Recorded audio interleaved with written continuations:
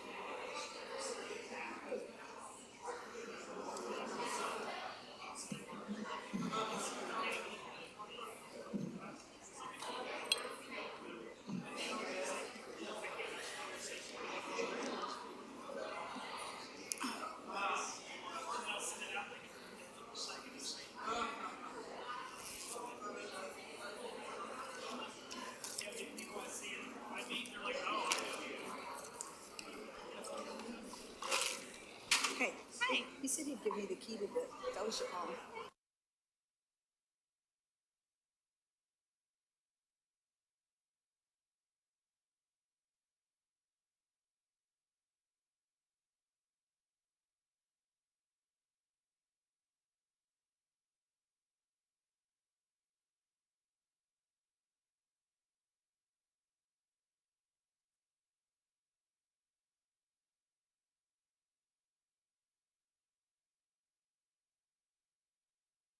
Who he was.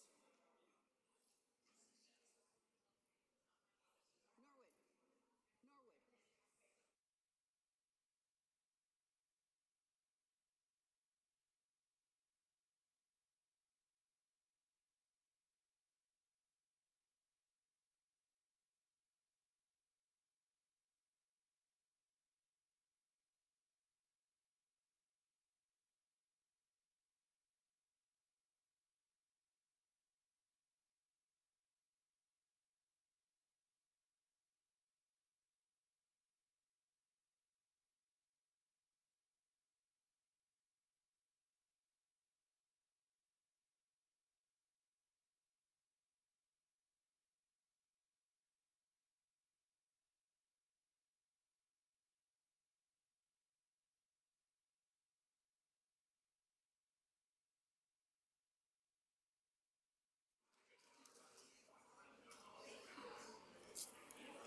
Oh. Yeah, I'm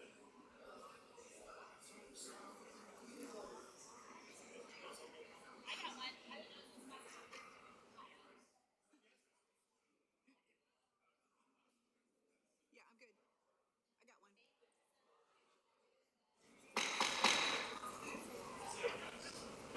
Good evening, everyone. Welcome to our August Board of Education meeting. We are glad that you are here. Before I begin, I would like to remind you of a few things. Please keep the aisles clear during our meeting to allow members of the school system and the Sheriff's Department to be able to move about. Also, except for when honoring our flag, our opening prayer, and when participating in the call to audience, please remain seated during our meeting. We hope to have a productive and efficient meeting, and your help is greatly appreciated. So thank you very much. And again, thank you for being here. Ms. Bowie, would you please call the roll? Good evening. Pete Wildebohr. I'm present. Melissa Mason. Here. Pat Bradford. I am here. Josie Barnhart. Here. Judy Justice. Here. Dr. Tim Merrick. Here. And David Perry. Here. Okay, and this evening we have several important names to mention. Pastor J.D. Simmons from Spring View Church will be providing our invocation, so thank you for being here today. Board of Education member Judy Justice will be leading our pledge in just a few minutes. Students from Ashley High School are here, and we're very excited to have them. These are students from the Ashley High School Band, and they will perform the national anthem under the direction of Mr. Robert Parker. So, thank you. Pastor?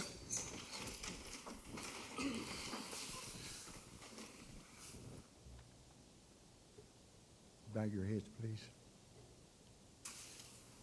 Our Heavenly Father, we come together today in gratitude for the privilege of invoking your presence to the students, to the families, and to the educators of our county. As the board gathers tonight, we ask for your wisdom to guide every discussion, every decision, every action. We ask that you would grant all of us clarity of mind and steadiness of purpose and a spirit that seeks the good of all. Bless our schools with safety, with unity, with excellence. Strengthen every teacher, every administrator, every staff member, and every volunteer who invests daily in the lives of our children. We ask you to encourage them when the work is heavy, to renew them when the days are long, and remind them of the profound impact that they make on our children. We lift up our students, each one you have gifted uniquely, and they're full of potential. May they learn with curiosity. May they grow with confidence and be surrounded with encouragement from every adult. Protect their hearts and their minds and their future. And help us create environments where every child is valued, supported, and given the opportunity to thrive. Guide this board with fairness, with humility and collaboration. Help us to listen well, speak thoughtfully, and act with integrity. Where there are challenges, grant us solutions. Where there are differences, grant us understanding. And where there is progress, let us all give gratitude. May everything done in this meeting contribute to the flourishing of all of our schools in Hanover County and the strengthening of our community. In the name of Jesus Christ, we ask it. Amen. Amen.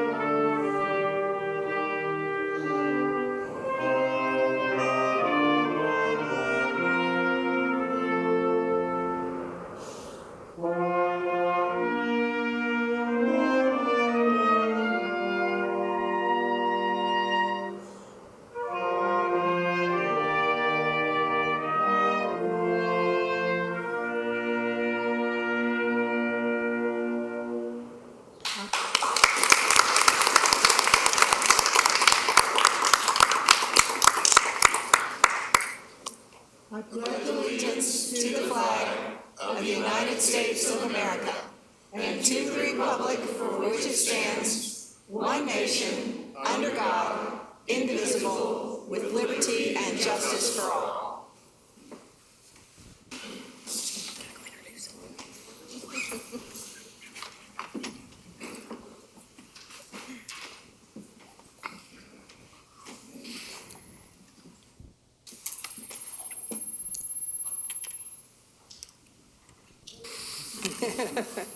All right, if you introduce yourself, please. My name is Jay Boyette. I'm a rising senior and I play the trumpet. My name is Noah Moffitt. I'm also a rising senior and I play the clarinet. My name is Mael Farigo. I'm a rising senior and I play the saxophone. My name is Justin Naklicki. I'm a rising senior as well, and I play the French horn. My name is Rob Parker. I was a senior a long time ago.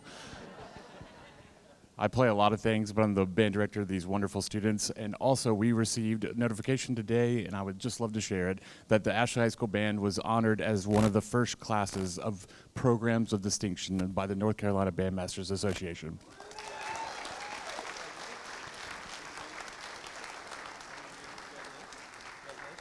Congratulations, sir. Yay. Let's give them one more round of applause for that. That's awesome. Thank you, man.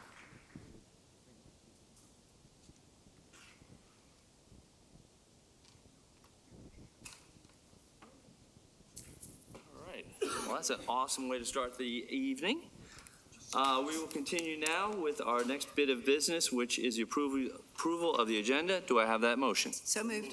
A motion and a second. Any discussion? Hearing none, all in favor of approving the agenda as stated, please signify by saying aye. Aye. All opposed, like sign. That passes 7-0. Next, we have in front of us the approval of the minutes. Is there a motion? So moved. Second. First and second, any discussion? Hearing none, all in favor of approving the minutes as provided for us, please signify by saying aye. Aye. All opposed, like sign. Passes 7-0. Next, we will have our committee reports. Does anyone have a committee report? Hearing none, we will go through past that.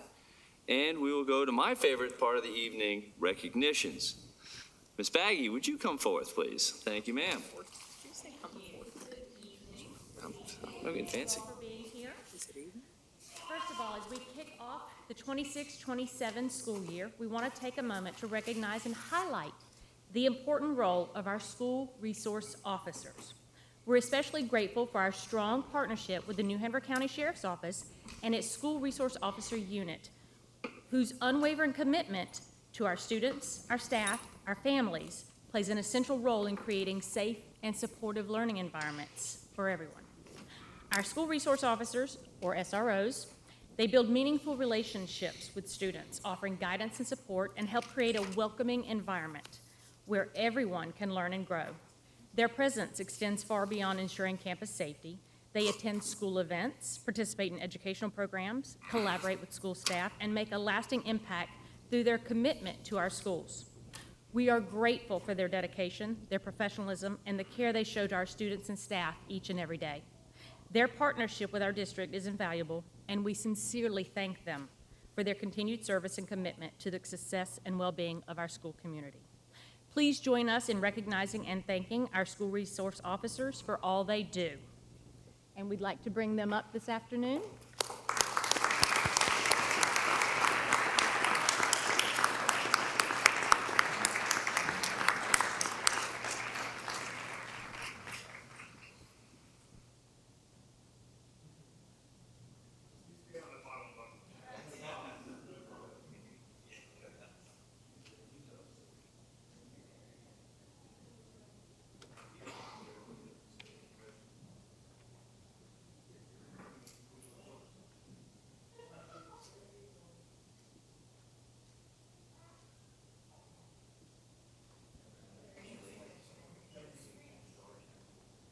How is that?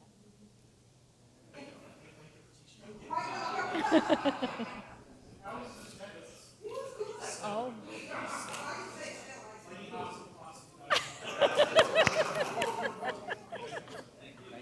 Thank you, thank you, thank you. Yep. All right, next we have a recognition from inside the house. Our very own Amy Stanley, our school nutrition director, was recently named the 2025-2026 School Nutrition Association of North Carolina Director of the Year.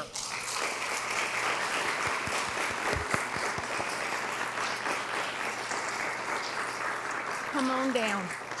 So this prestigious award, come and join us on up here. It recognizes school nutrition leaders who have demonstrated exceptional dedication, innovation, and leadership in managing school meal programs.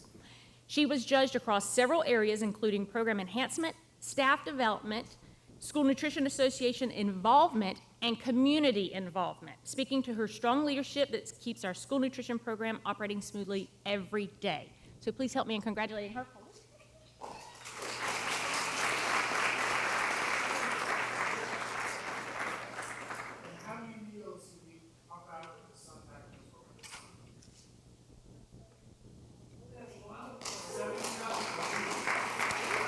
Yeah. And don't go anywhere because he's stealing my thunder. Oh, sorry. Apologies, All right, so next I want to bring up the school nutrition department for their Sun Meals to Go. And any of the ones who were able to join us today, come on down. These are the people.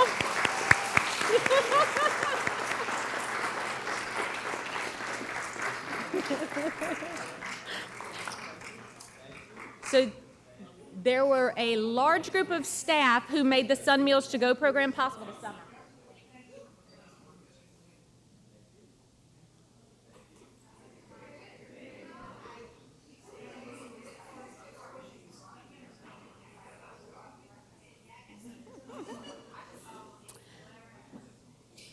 Okay, so they have done so much work this summer providing meals every single Thursday. And so their willingness to weather the heat, which they had to kind of pause recently because of some weather in the area. They helped ensure that students in our community had access to crucial meals packed for the entire summer while school was out.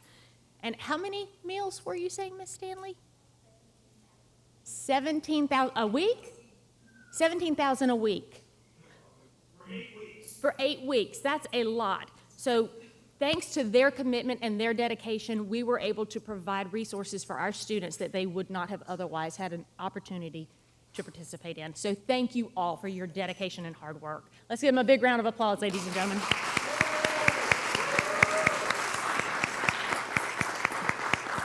Thank you.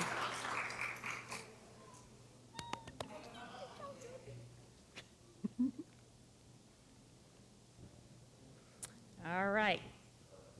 Next, we are proud to recognize Dr. Amanda Hoke, music teacher at Coddington Elementary, for being selected as the recipient of the North Carolina Symphony Music Educator Award 2026 Jackson Parkhurst Award for Special Achievement. This award honors music educators who demonstrate exceptional commitment and special achievement in advancing music education, thank you, Mr. Wildeboer, in North Carolina, with emphasis on service and impact on young people. She's a national board certified Cadali trained elementary music educator who serves as the lead elementary music educator for general music K through 5 in the district.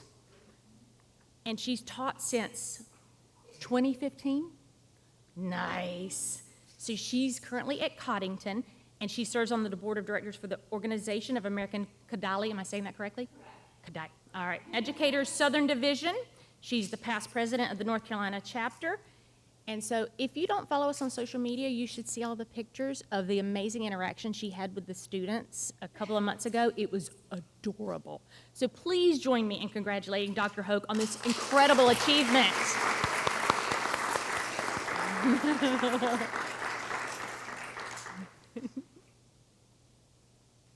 her special guest. All right. Next, we are joined by Ms. Brittany Privet, Associate Outreach Director for College for North Carolina, to share today that New Hanover County Schools was named a 2026 Financial Aid Champion by College for North Carolina. So this recognition is awarded to schools and organizations that demonstrate an exceptional commitment to helping students and families. Yes. To earn this distinction, New Hanover County Schools met rigorous program requirements, including establishing FAFSA, which is FAFSA. For those of you who don't understand it, you will soon. Completion goals, data to identify and support students, promoting financial aid and scholarship opportunities, sharing information about the next scholarship, NC Scholarship and CFNC Scholarship Search, and a host of other criteria. So we cannot tell you how grateful you are for showing us and helping us and promoting all of the things that you do every day. So let's give her a big round of applause. Thank you, thank you, thank you. And it's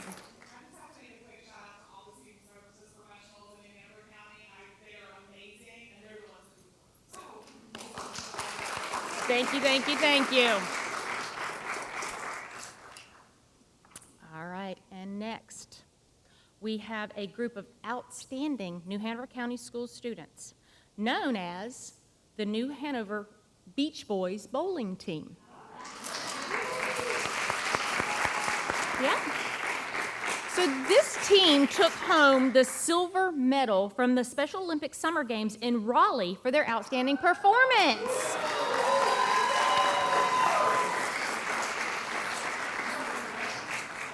All right, come on down, gentlemen.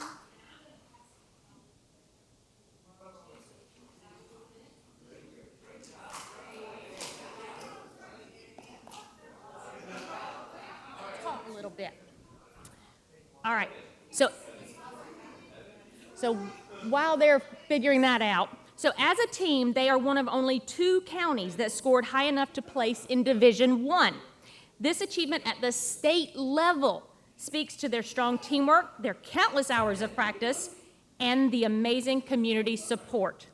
Please join me in congratulating these incredible student athletes: Evan Maddox, Emmanuel Bradley, Orion Short, and Austin Rise. Congratulations for your amazing achievement.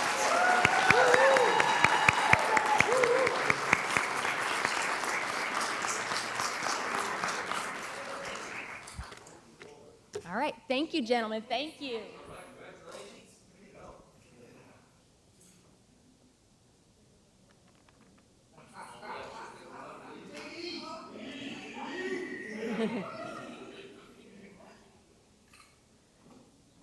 All right, good evening. It's my pleasure tonight to share with you a opportunity for students to at UNCW to become future special education teachers. So we're very excited. The program is called Residency in Special Education, so also known as the RISE program, and it's offered through UNCW's Watson College of Education.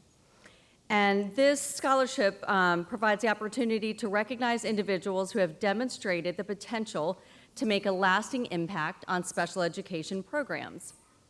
A total of 10 RISE scholarships are available, and because New Hanover County is amazing, we have 6 of those 10 scholarship recipients.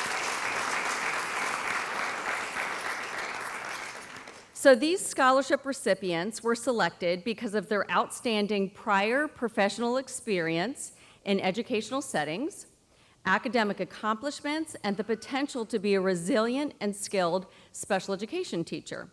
Additionally, they were selected because they made a professional commitment to become a special education teacher upon graduation.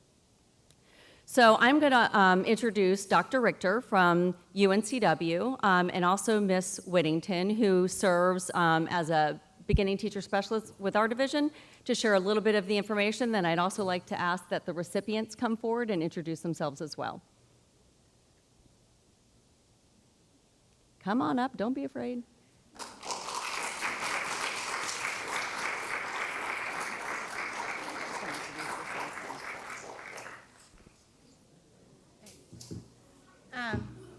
Dr. Richter and UNCW's Watson College staff and New Hanover County staff has been working together to make this happen, and we are very excited. All of these 6 educators are not only taking on the role of exceptional children's teachers, but they're doing so while going back to school to meet their licensure requirements. And they've all, like Ms. Geller said, really shown some excellence in their first year. So we're excited to work alongside of them and help them to grow. Hi, everyone. I'm Dr. Sharon Richter from the Watson College of Education. Thank you so much for recognizing the 2026 RISE Scholars. As fewer undergraduates have pursued degrees in education, North Carolina has pivoted to seek residency licensure teachers, meaning people who've earned an undergraduate degree in a different field, and now they're becoming teachers. All 6 of these residency licensure teachers were already working in our schools in an uncertified capacity, and we're all just very grateful for their ongoing commitment to students with disabilities and to New Hanover County Schools.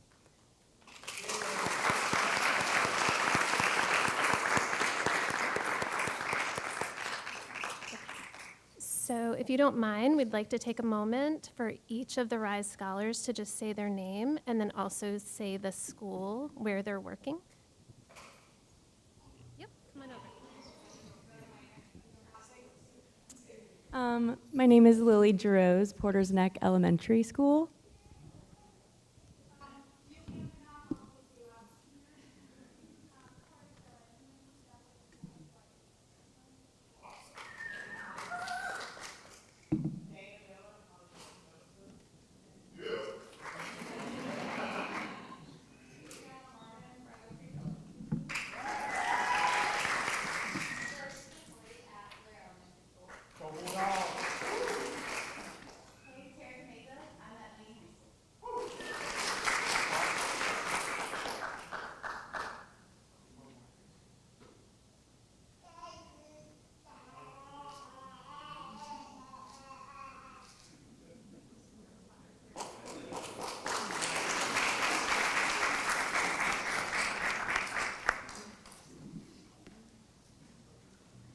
It's my pleasure to introduce 2 of our newest recipients of the Excellence Exemplified Award. First, I'd like to recognize Ms. Paula Pavlik. You can come on up.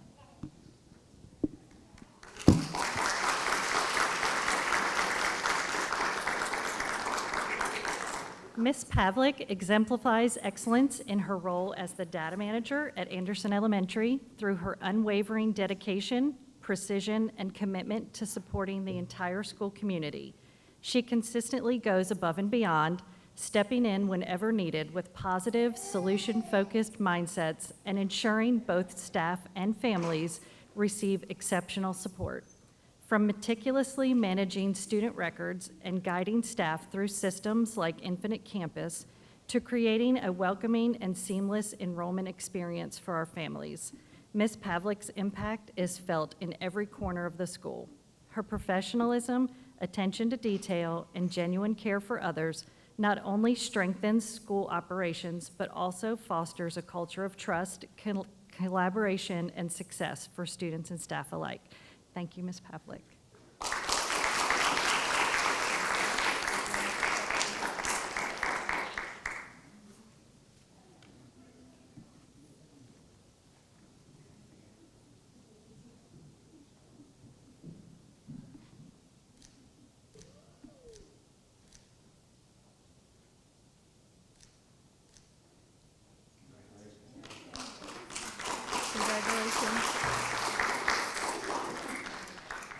Our second recipient could not make it this evening, but I still wanted to take a minute and recognize Miss Lindsay Schaefer, who exemplifies excellence through her selfless dedication, nurturing spirit, and unwavering commitment to students and staff success at Masonboro Elementary School. Her impact is profound, supporting the entire first grade team with exceptional reliability. Her genuine love for students is evident in the personal connections that she builds, her ability to motivate and encourage everyone around her, and her commitment to ensuring every child reaches their full potential. Widely respected and twice recognized as Teacher Assistant of the Year at Masonboro, Ms. Schaefer's professionalism, compassion, and tireless work ethic makes her an invaluable asset to the school community and a true model of excellence for everyone. I will deliver her certificate and prize when we get back to work. I definitely wanted to take a minute to recognize her. Thank you.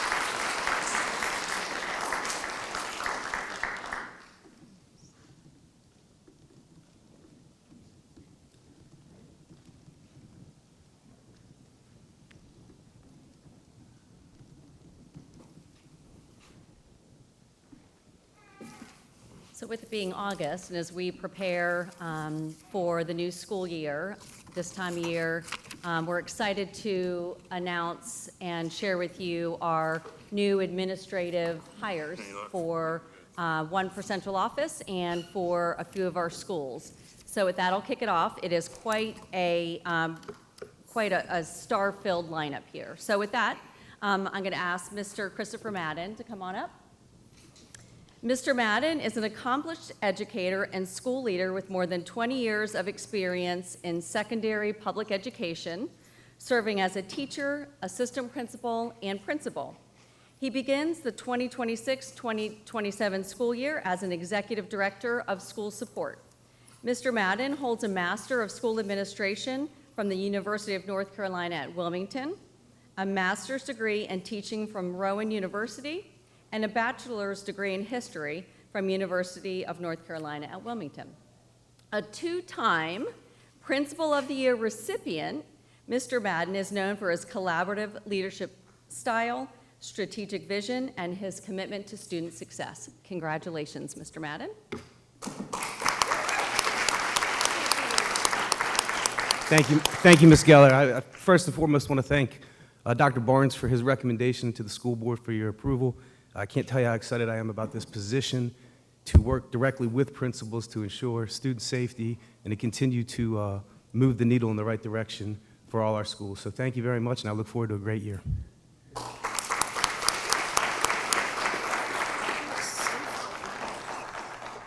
Okay, up next, Mr. Gene Hudson. Please join me.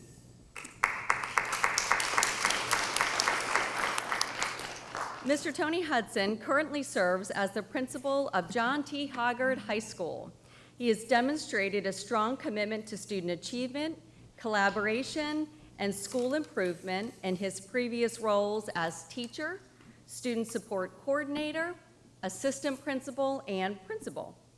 Mr. Hudson holds a Bachelor of Arts in Sociology from Wooper College and a Master of School Administration from East Carolina University. He is recognized for his dedication to fostering positive school culture, building strong partnerships with parents and community stakeholders. Congratulations, Mr. Hudson. Thank you.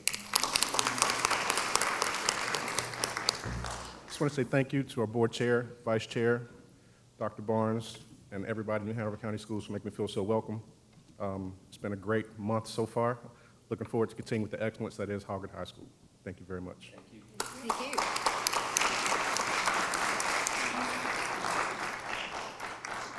All right, Brian Abernathy, come on up.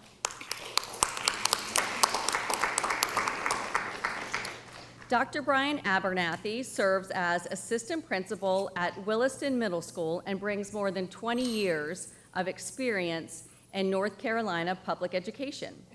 He began his career at DC Virgo Middle School as a physical education teacher, coach, and athletic director, providing him with a well-rounded perspective on teaching, leadership, and student success. His leadership experience includes 14 years in school administration, highlighted by 7 successful years as a high school principal at Brevard High School and East Columbus High School. Throughout his administrative career, Dr. Abernathy has led schools through continuous improvement efforts, supported student achievement initiatives, strengthened school culture, and fostered staff growth and development. Congratulations.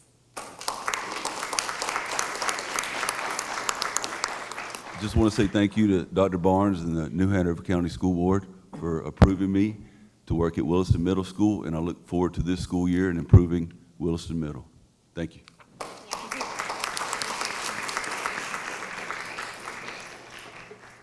Miss Elizabeth Hackney.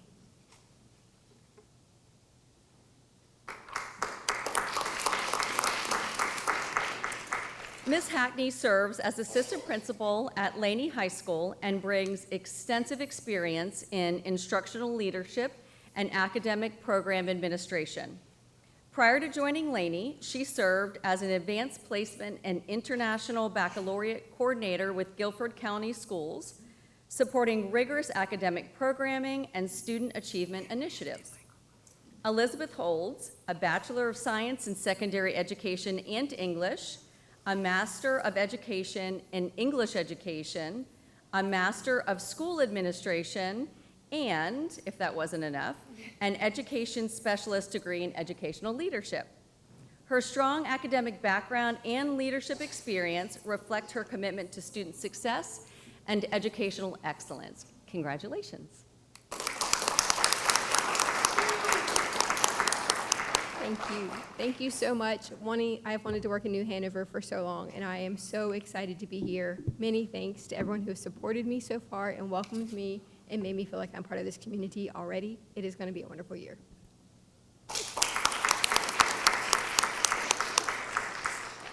Miss Hannah Henley.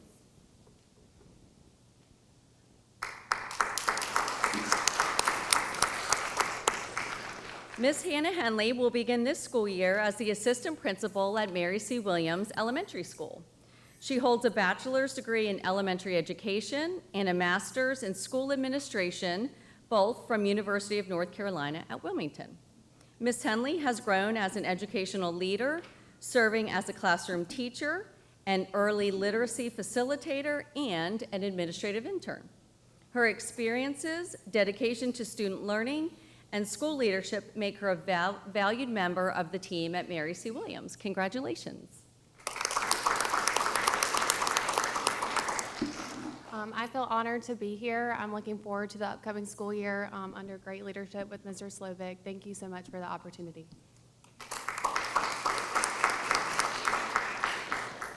Miss Monica Herrick.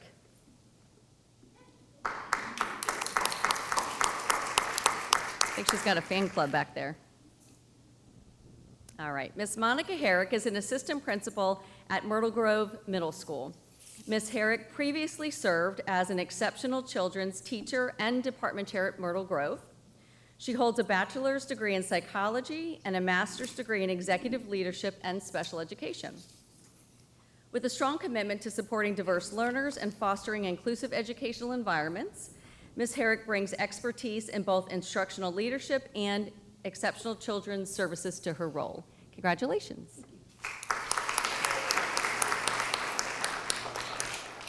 I appreciate this opportunity. I've been at Myrtle Grove for a very long time and thought I was going to have to go to a different school, but I'm lucky enough to be part of that leadership team at Myrtle Grove, and I appreciate it. Thank you. All right, and last but certainly not least, Mr. Jeremiah Johnson.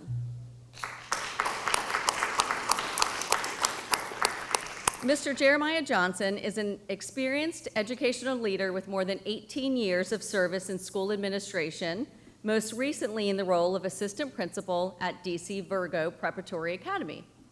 He begins this year as an assistant principal at John T. Hoggard High School. Mr. Johnson holds a bachelor's degree in mathematics from East Carolina University and a master's in school administration from the University of North Carolina at Wilmington. Throughout his career, Jeremiah has demonstrated a strong commitment to student achievement, school improvement, fostering positive learning environments for students, staff, and welcoming families. Congratulations. Thank you. I'm excited to bring my experiences to Hoggard, and it's also, too, a little nice to return to Hoggard because I taught there 20 years ago. To come back in this role is quite exciting. So thank you. Congratulations.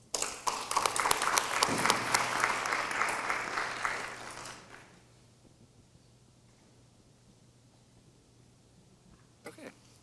Next, we will just take a few minutes to speak of a dear community member that recently passed away, and this was brought to us by Dr. Merrick, so I'll let him begin. Dr. Merrick? Thank you, Mr. Chairman. It is with both a heavy heart and significant gratitude that I announced the passing of Loretta Stackhouse, who was and is still a fierce advocate for children in New Hanover County. To know a little bit more about Loretta, you have to know that she graduated from Williston High School in the last full year before it was closed. She went on to get a degree in mathematics and a master's degree in accounting, and even went through a program of leadership at George Washington University. She was brilliant, she was fierce, she was compassionate, and she would not rest a day if it meant helping a child. She has been at these meetings.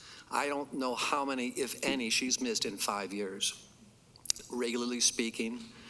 And whether you agree with her opinions or her policy choices or not does not matter. It cannot be argued that she loved children and would go to bat for them every single day.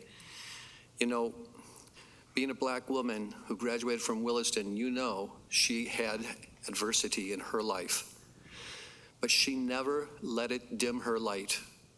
She came straight for it. She didn't beat around the bush around the truth, but she always did it with great compassion.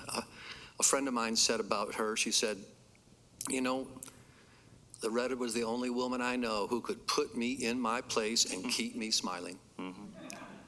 Because it was from the truth, it was from the heart, and her light will never die. Thank you, Loretta.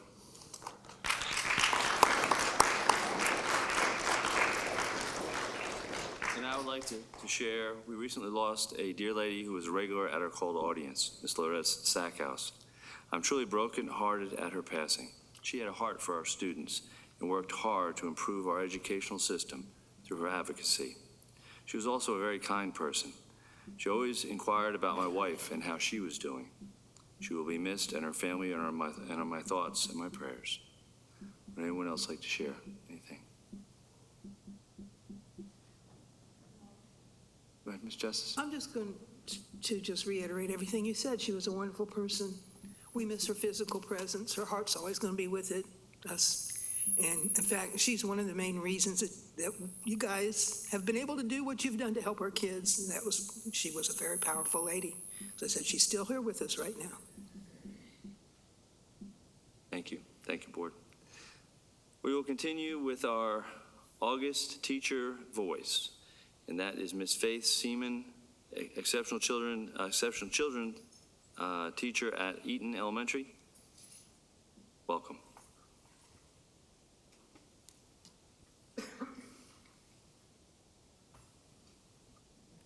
Good evening. Thank you for inviting me to speak tonight.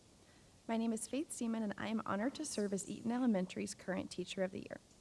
I'm in my 6th year with New Hanover County Schools as an EC teacher.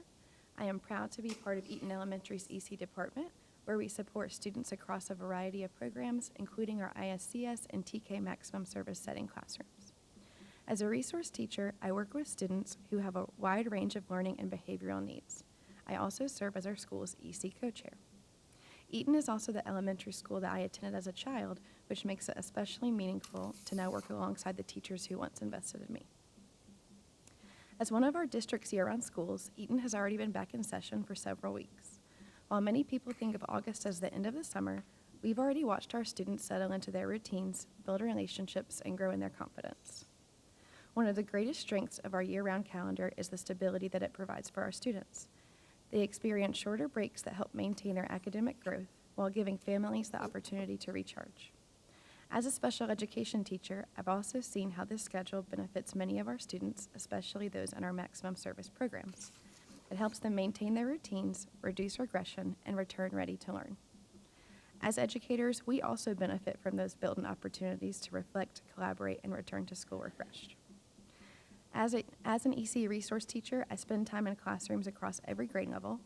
One thing I notice every day is how valuable it is when students encounter the same routines and expectations wherever they go. Our staff has worked hard to make our expectations consistent, and that predictability helps all students, especially those who thrive on routine. We pair that stability with high expectations and meaningful leadership opportunities. Our 5th graders serve as safety patrol leaders, and our buddy club creates opportunities for students to build friendships and foster inclusion. Our students in grades 3 through 5 also participate in mentor meetings where they set goals and reflect on their growth. But what makes Eaton truly special is our people. Student success is never the responsibility of just one teacher. Through our MTSS process, leadership meetings, and our daily collaboration, we work together to meet each child's individual needs because we see children and not just data. I'm especially grateful to be a part of such a strong EC team.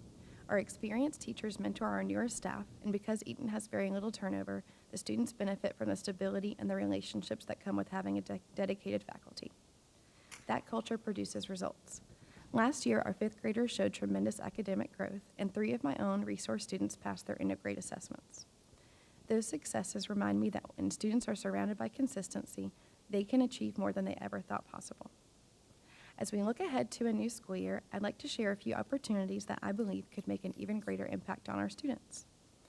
We know that consistency is one of the greatest predictors of success, especially for those students who receive additional support. Continuing to invest in consistent staffing for student support services, including EC teachers, paraprofessionals, counselors, social workers, school psychologists, and related service providers, allows us to build trusting relationships, provide timely interventions, and meet student needs more effectively. When students are supported by familiar, dedicated adults, they are more likely to feel safe and ready to learn. Secondly, one unique challenge for year-round schools is our timing. By the time that countywide initiatives, professional developments, and new procedures are rolled out, we've already been in school for 6 weeks. Finding ways to align those rollouts more closely with the year-round calendar would help us to implement changes smoothly and provide an even better experience for students and staff. As we begin another school year, my hope is that we continue investing in the people who make these moments possible. Teachers, instructional assistants, specialists, counselors, related service providers, administrators, custodians, our cafeteria staff all contribute to creating a school where students feel safe and known. When we support educators, we strengthen our classrooms, and when our classrooms are stronger, our students thrive. Now, every day, I have the opportunity to give back to the same community that invested in me, and that is something that I don't take for granted. Thank you for your continued support of New Hanover County Schools, our educators, and our students. Thank you.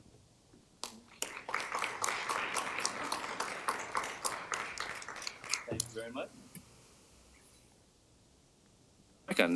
Thank you again. Sorry about that. My mic on.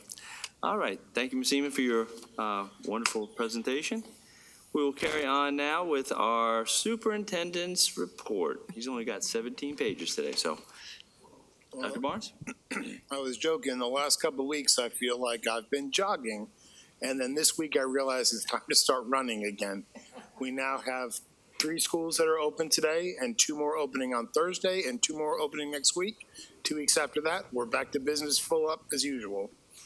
As we begin come back for another school year, we have to start by recognizing the amazing work of the HR department and every department across New Hanover County Schools. Last week, I had an opportunity to talk to superintendents, and one of them said, well, geez, we still have 230 teacher vacancies. I have one in Gaston County said we have 58 EC teachers alone. Today, we have 14 teacher vacancies in the entire district. That is a fill rate of 99.13%. So I just want to be I'm sorry, I went off script. It's a tremendous accomplishment and reflects the hard work of the recruitment, hiring, and school leadership teams. To have this close to school and have that few vacancies is phenomenal. Also, today's a milestone. We want to welcome back students to Isaac Bear Early College High School. I had to go to CIS's breakfast this morning. I ran over to Isaac Bear, and I was like, geez, they haven't even started opening up yet. All the kids were in school, already in classes with the doors all shut. I thought they hadn't even been there. That's how quiet it was. So Restart Schools, Freeman and Snipes will come back on Thursday, and then CTEC and Wilmington Early College High School begin next week on August 12th. Across the district, there's a lot happening before the traditional schools return. This week, our middle schools are hosting inaugural off to middle school camps, helping incoming 6th graders become familiar with their new environment, meet teachers and classmates, and build confidence before the first day of school. And these opportunities make a meaningful difference for students going to a brand new school. For our traditional calendars, open house begins August 18th for our high schools, August 19th for middle schools, and August 20th for our elementary schools. First day of school is Monday, August 24th, and our standalone pre-K centers will welcome students back the first week of September. Transportation is also open for a new school year, and we're excited to introduce our new Chipmunk bus tracking app. No, I didn't name it that. This free app allows parents and caregivers to follow their students' bus in real time and receive estimated arrival information directly on their phones.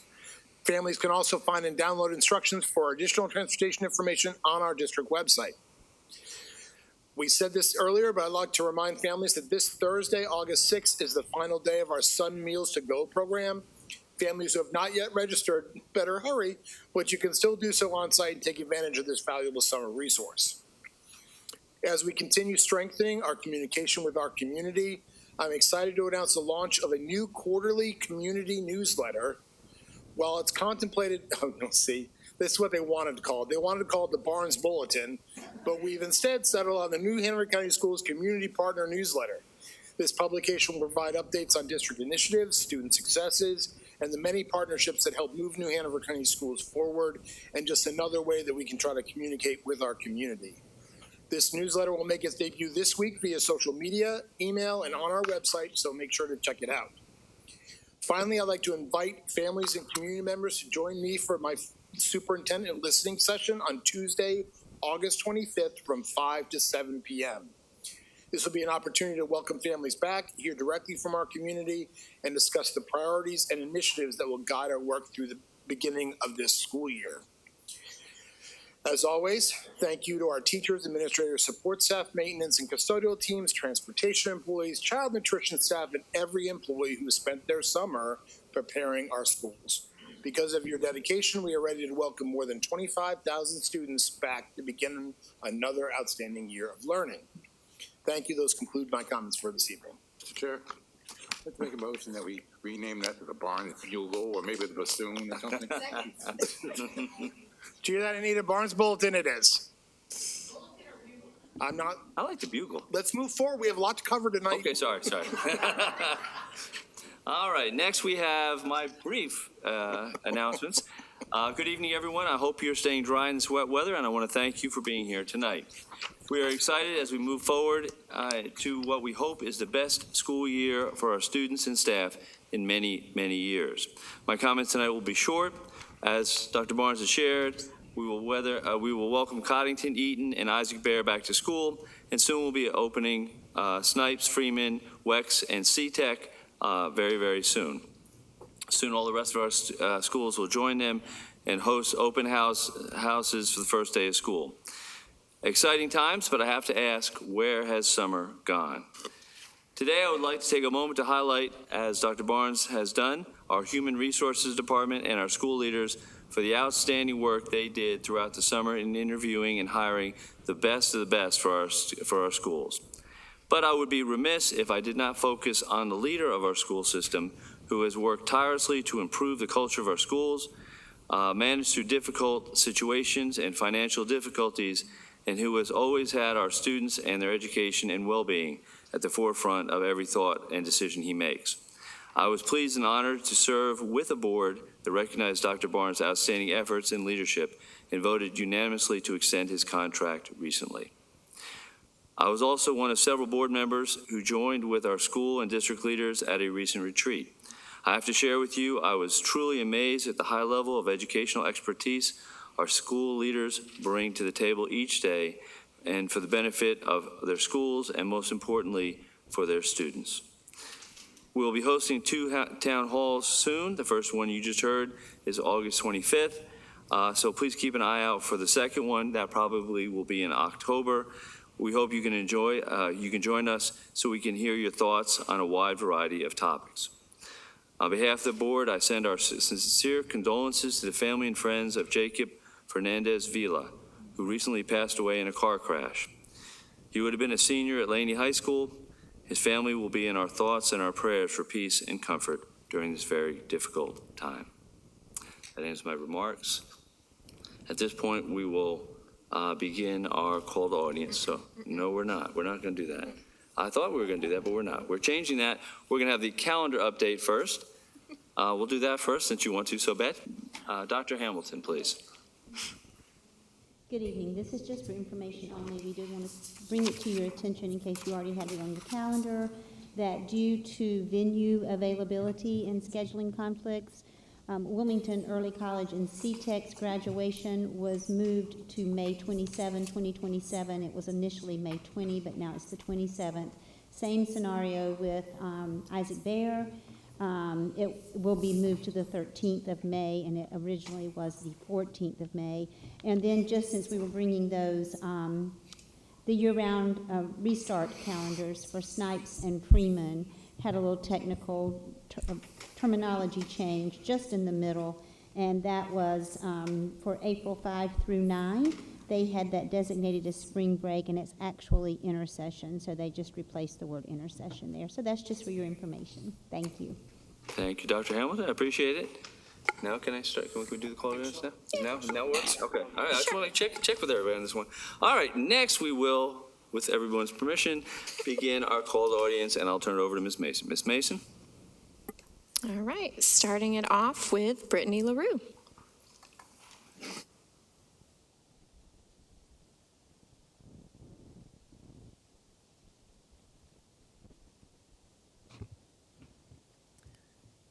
Good evening. My name is Brittany LaRue, and I'm the parent of 2 children here in New Hanover County Schools. Over the past year, I've spent a great deal of time attending board meetings, visiting our schools, and learning about our district. One thing I've come to appreciate is that board meetings aren't just where decisions are made. They're also one of the community's best opportunities to understand what's happening in our schools.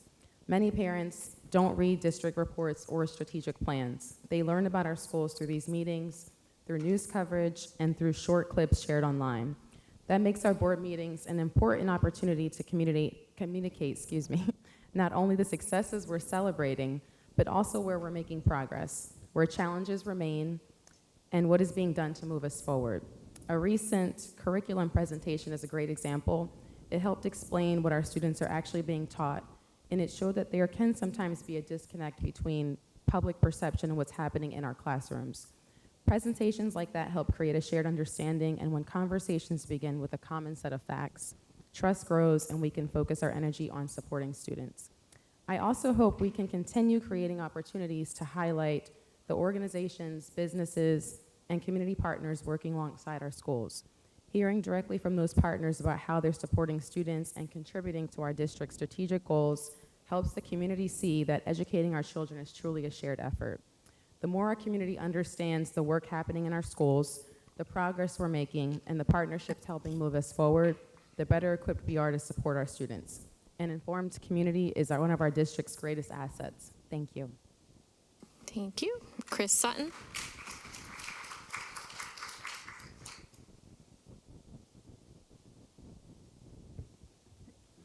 Five years ago, our school board instituted the 4-hour public records request rule in a split vote. Fast forward to the present, and this board may roll it down to just 2 hours for records requests tonight.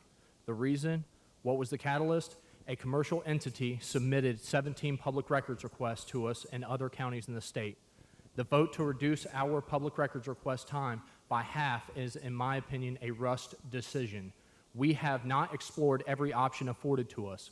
Let's look at other options like the next request system used by some other counties for records requests.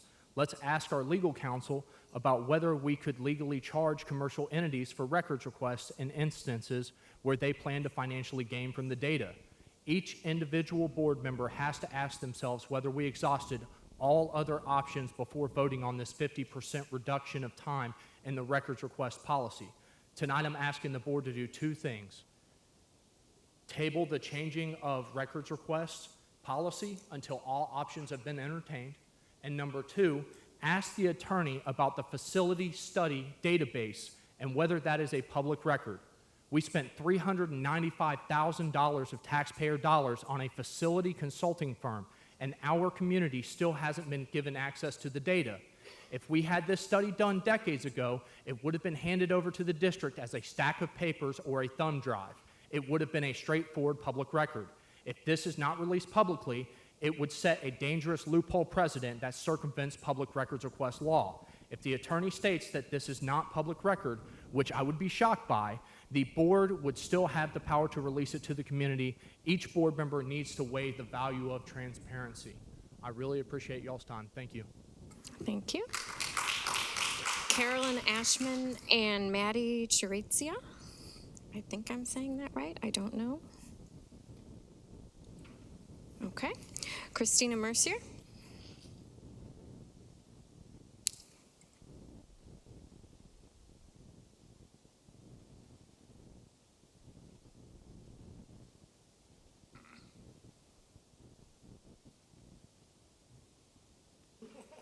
Good evening. For a number of years now, multiple speakers and groups have called for more compassion from the board when it comes to dealing with students who are facing barriers to their education. I thought we were making progress, but the latest policy about academic contracts excluding students with unexcused absences is one of the more punitive and tone-deaf plans I've seen recently. I realize student attendance has been an issue, especially post-COVID. However, school attendance issues are nothing new, and there is an inclination to believe students with poor attendance are choosing not to come to school, when in reality, it's much deeper. The policy is written as saying that students with excessive unexcused absences are ineligible for an academic contract. But how many students are responsible for their own absences and excuse notes? Kindergartners have no control over that, but most secondary students don't either. Plus, an excuse note depends on the parent being responsible. For example, I've known students who were absent because they had to be an interpreter for a parent for a job interview or some other appointment. I've had students absent because they work with their parents to make money to help pay the bills, or they babysit their siblings so both parents can work. If the parent knows how to work the system, they can write an excuse note that says the student had an appointment and the absence gets excused. But if they're truthful and specific, it's unexcused.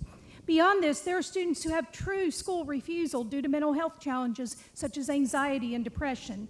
These students are not choosing to miss school, but rather cannot force themselves to attend. In theory, these should all be excused absences because they are health-related, but in reality, many in positions of authority in New Hanover County schools do not understand the nuances of mental health struggles. These students are then punished academically and through attendance, and a contract does nothing to address the mental health aspect. The policy $3,400 and all its components is not ready to be passed as is. It needs to go back to committee and be rewritten to address and include all absences as well as academic struggles. Most importantly, it needs to be rewritten with compassion and understanding that no matter their age, much of what affects a student's school experience is out of their control. Thank you. Thank you. Karen Clark.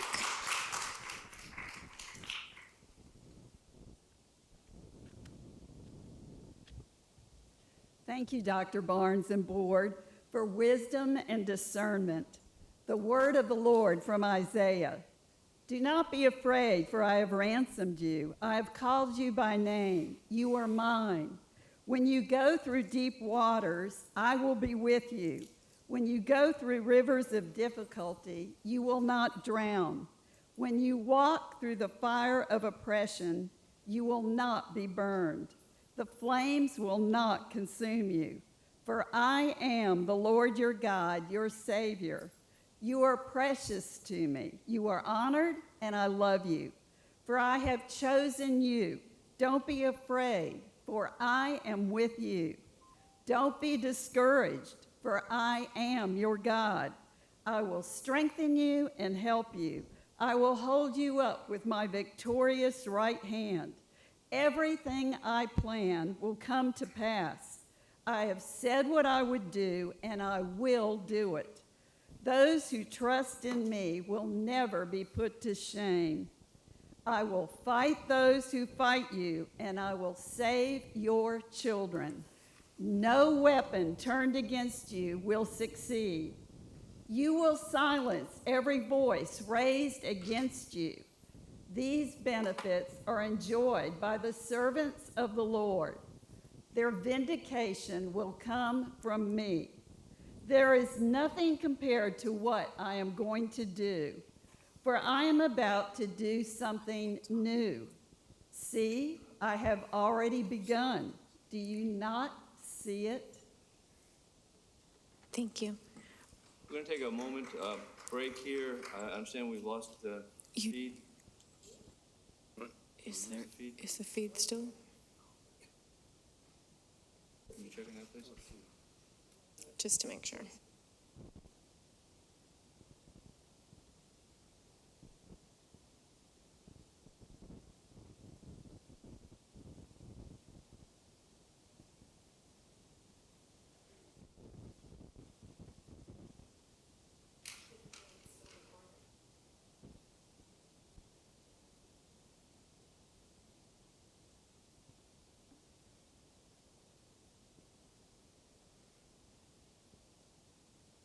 Momentary glitch here, folks. We'll hopefully get it back on in a second.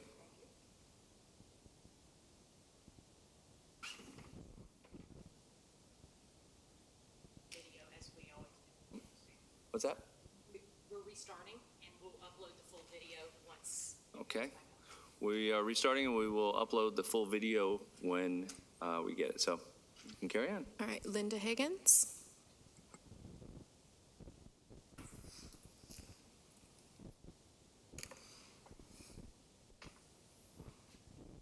Good evening. I am here today as a parent of a child who is within your OCS program. And I'm here also as one of those weird people who actually listen to all your policy meetings. So many of you ran on getting back to basics, that you would push the school district to get back to the basics. So here I have a simple but not easy suggestion for policy. Please go into policy 3460. It's graduation requirements. At the beginning of the policy, it says A and B. I ask that you add a C. In order to graduate, all children, students, must be able to read at a 6th grade level, i.e. be literate. Then surge the necessary supports so that this does not affect our graduation rates. The high schoolers that we have not had the benefit of the letters training. Their teachers have not been trained in the science of reading, and they do not have people who can help them if they're dyslexic. If we are going to have children graduate literate, this needs to be addressed. We are presently graduating way too many illiterate students. I assure you, when I am in an IEP meeting and I complain about my own child's illiteracy, and the people say to me, well, you know, he's not the only one. That does not make me feel better. We are opening the district up to lawsuits based on not providing a basic Thank you. education. Your time is up, ma'am. So if we're wondering Ma'am, where the funds for your this time would is come up. from, it's from keeping us from being Ma'am. sued. Thank you. Leslie Posey.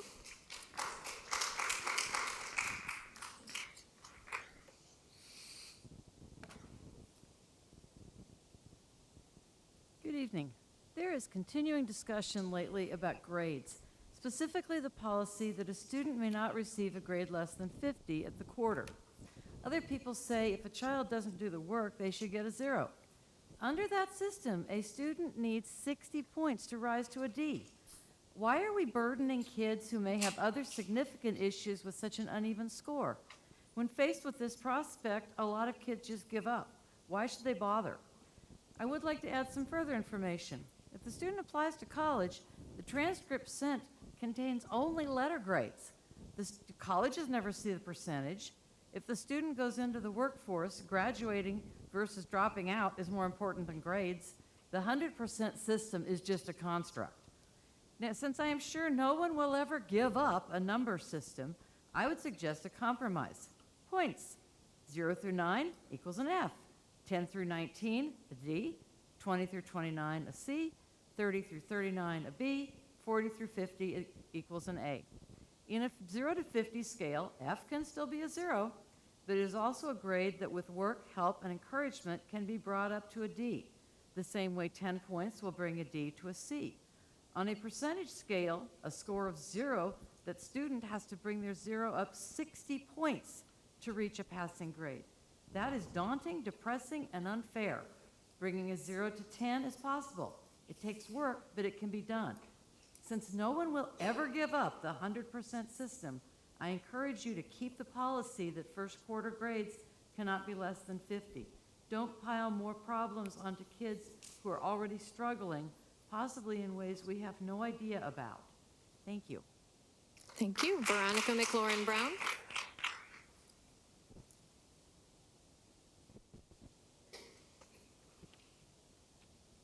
Loretta Stackhouse was a longtime resident of New Hanover County and a proud 1967 graduate of Williston High School. She lived through Jim Crow laws, the Wilmington 10 era, and the publication of the 1898 Wilmington Race Riot Commission's report. As a founding member of Love Our Children, Loretta stood at this podium countless times. She opposed suspending young children for minor offenses, placing children in seclusion rooms, and disproportionately suspending African American students with disabilities. She called on this board to treat every child with dignity and respect, to revise behavior policies based on current neuroscience research, and to provide the services children need to learn and thrive. And she spoke of the need for more honesty, transparency, and humanity. Loretta often talked about the first time she heard that 5-, 6-, and 7-year-olds were being suspended from school. She said, "I just want to cry." But she turned heartbreak into progress. Through Love Our Children, she helped end out-of-school suspensions for children under 8 in just 13 months, making New Hanover County the first district in North Carolina to protect its youngest learners from suspension for minor offenses. And on July 21, 2026, the last time we spoke, she wanted to know whether the policy committee had reviewed the 2025-2026 discipline data and whether they were prepared to take the next step to protect students under 9. Loretta's last question to me was about protecting children. Please use data, use courage, and answer Loretta's last question. Thank you. Katie Gates.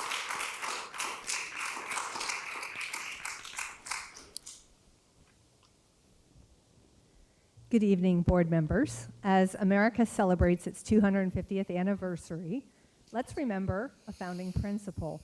Education was never intended to shape only informed minds, but also virtuous citizens. The Northwest Ordinance of 1787 declared that religion, morality, and knowledge are necessary to good government and human happiness, and therefore schools and education should forever be encouraged. Thomas Jefferson wrote that education should teach children to distinguish right from wrong and to encourage virtuous habits. Many founders believed that liberty could not long endure without citizens of character. North Carolina has preserved this principle in every version of its constitution, declaring that a frequent recurrence to fundamental principles is absolutely necessary to preserve the blessings of liberty. Freedom is preserved not just by laws, but by the character and choices of the people. North Carolina General Statute 115C requires every local board of education to develop and implement character education as part of a standard curriculum with input from the local community. Tonight, I respectfully ask this board to share the character education program that you all have developed to meet that statutory obligation, and also to consider periodic audits across our schools to ensure it's implemented faithfully. If we want the next generation to preserve the blessings of liberty, we must value character education in addition to achievement, academic achievement, because their synergy drives excellence. Thank you. Thank you. E.J. Hanley. Yeah, I can do this. Okay. The March 12, 2026 issue of Frontiers in Developmental Psychology included research from Arizona State University in an article titled Levels of Use of Exclusionary Discipline in U.S. Public Elementary Schools, Patterns Over Time and Relations with Chronic Student Absenteeism. The authors found, quote, elementary schools that consistently avoided the use of exclusionary discipline across multiple years demonstrated the lowest levels of chronic absenteeism, while those that relied heavily on exclusionary discipline had the highest absentee rates. Do you know how many of the children who received an out-of-school suspension last year were also chronically absent? As the district continues to work on reducing the number of students who are in the chronically absent category by 10%, Love Our Children proposes this: revise policy 4351, short-term suspensions to include 8-year-old children or third graders. The revised policy would read in part, no student under age 9 or under grade 4 will be suspended out of school except in response to incidents involving drugs and alcohol, assaults and threats, weapons, bomb threats, terrorist threats, and clear threats to safety. 9 and 4. Does your data support that change? If it does, those two numbers might be the, quote, 1% better, end quote, that Dr. Barnes asks for every day. Thank you. Thank you. Alicia Ogundelli.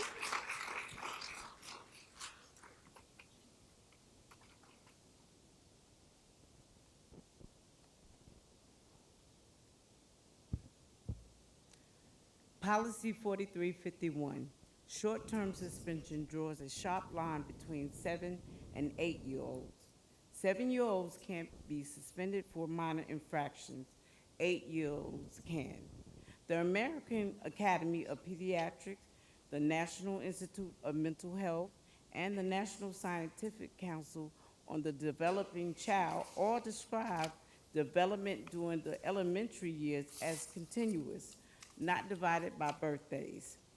There is no recognized developmental milestone at age 8 that suddenly gives children adult-like impulse control, emotional regulation, or judgment. Both 7 and 8-year-olds have an immature prefrontal cortex. Both are still developing executive functions such as thinking before acting, cognitive flexibility, and planning. Both rely heavily on supportive adults to co-regulate emotional during stress. When an 8-year-old is frightened, embarrassed, exhausted, or overwhelmed, the brain system needed to pause, consider consequences, and make thoughtful decisions are less available. In those moments, an 8-year-old often functions much like a 7-year-old. So why do our student behavior policies assume that turning 8 represents a meaningful development threshold? If development science does not recognize age 8 as a new stage of self-regulation, our student behavior policies shouldn't either. Our out-of-school suspension for minor infractions does not executive functions or core regulations restorative practice and opportunities to repair their mistakes. Revised policy 4351 so it reflects what the science Thank you. Your has demonstrated, time is up, ma'am. not what traditional has Ma'am, assumed. your Thank time you. is up. Thank you. Peter Rowich.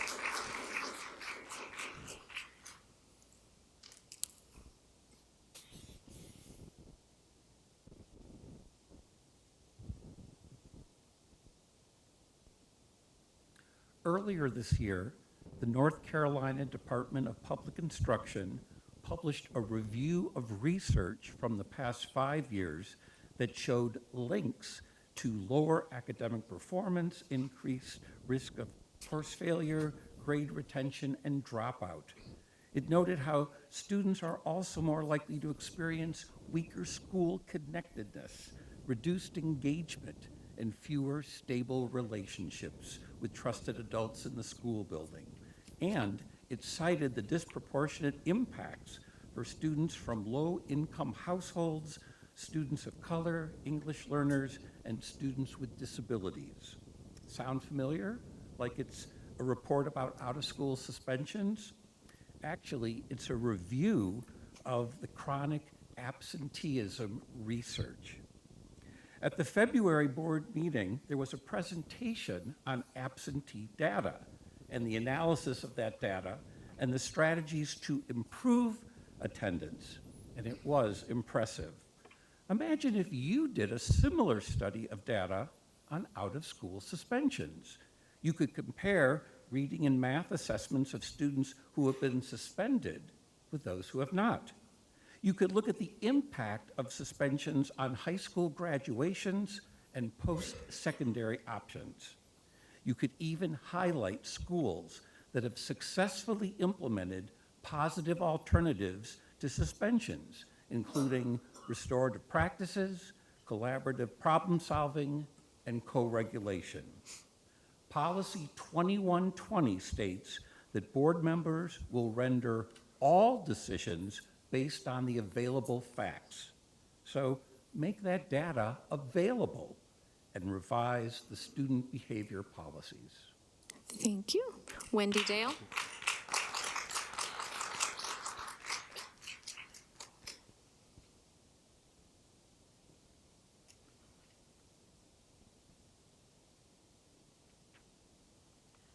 Good evening. My name is Wendy Dale. I want to begin by commending the board for its published legislative priorities, particularly your support for funding in arrears, increased funding for exceptional children, expanded student support services, and early childhood education.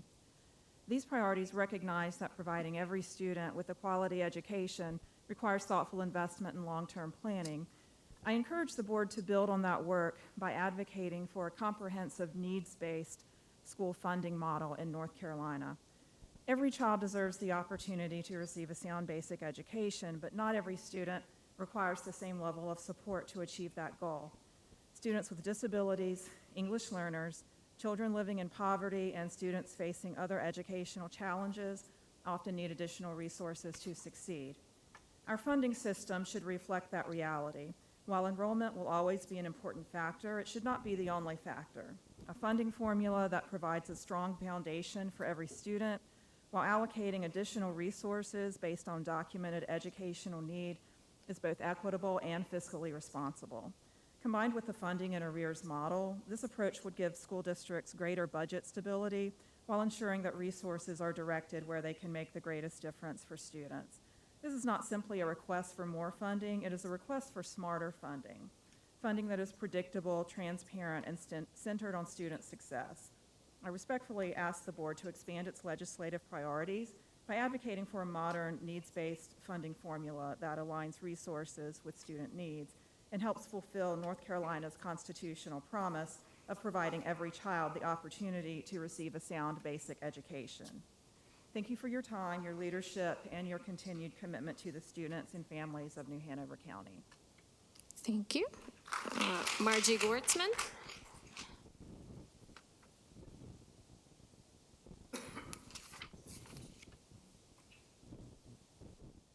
Good evening. I'm Margaret Gortzman.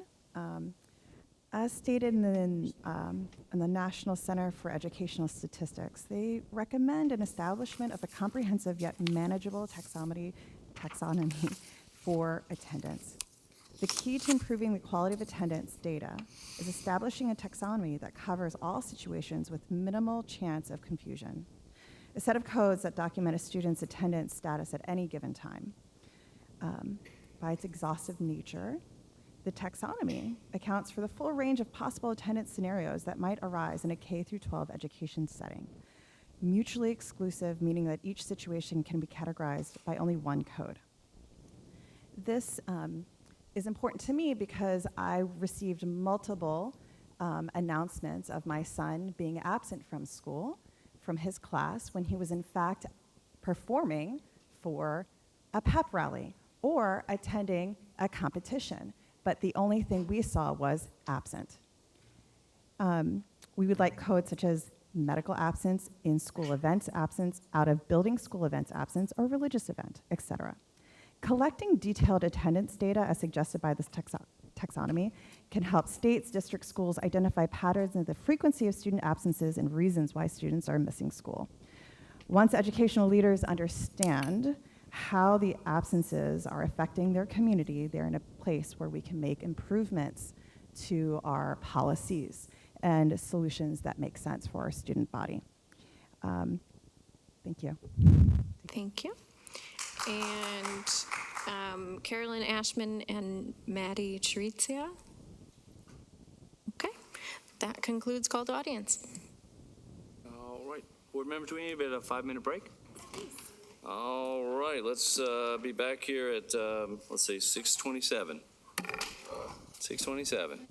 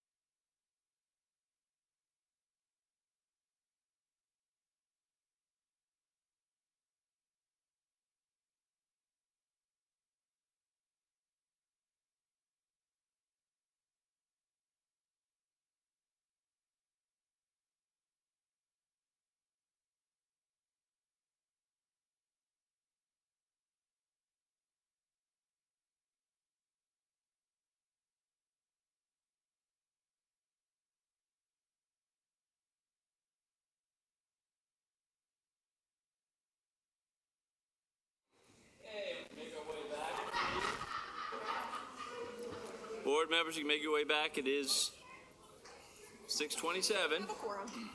We have a quorum. We'll carry on. If everyone would mind taking their seats, please. Thank you very much. Appreciate it. We'll get back to business. It is new business time. We have the data protection resolution. We've allotted about 20 minutes to this. Of several documents there, and that was brought forth by Mr. David Perry. So, Mr. David Perry, I will allow you to begin. Mr. Perry. Thank you. As some of you know, I had a very early, right after college, just spent some time in special education, but by 1995, I had switched over to a software engineering career that's lasted for 31 years. So I have a little bit of experience in what I'm talking about here. And what we've seen over the last 18 months is 2 data breaches that happened within North Carolina. One, the major one, Power School, which was multi-state. Millions of students, including our own, had their personally identifiable information stolen, ransomed. We can't really say that it's still not out there. They claim to have returned it or destroyed it, but we don't know if it's in the hands of criminals now. Same thing with the Canvas data within recent months. And the problem is that we've always had hackers around, but you know, nowadays with the advent of AI, quantum computing, it's becoming much, much more easy to break into systems that are supposedly very secure, but AI can break them into something that might have taken a hacker a year or two to figure out how to hack into 10 years ago. It can hack in within a day or two. And when we have our data commingled, stored in what they call a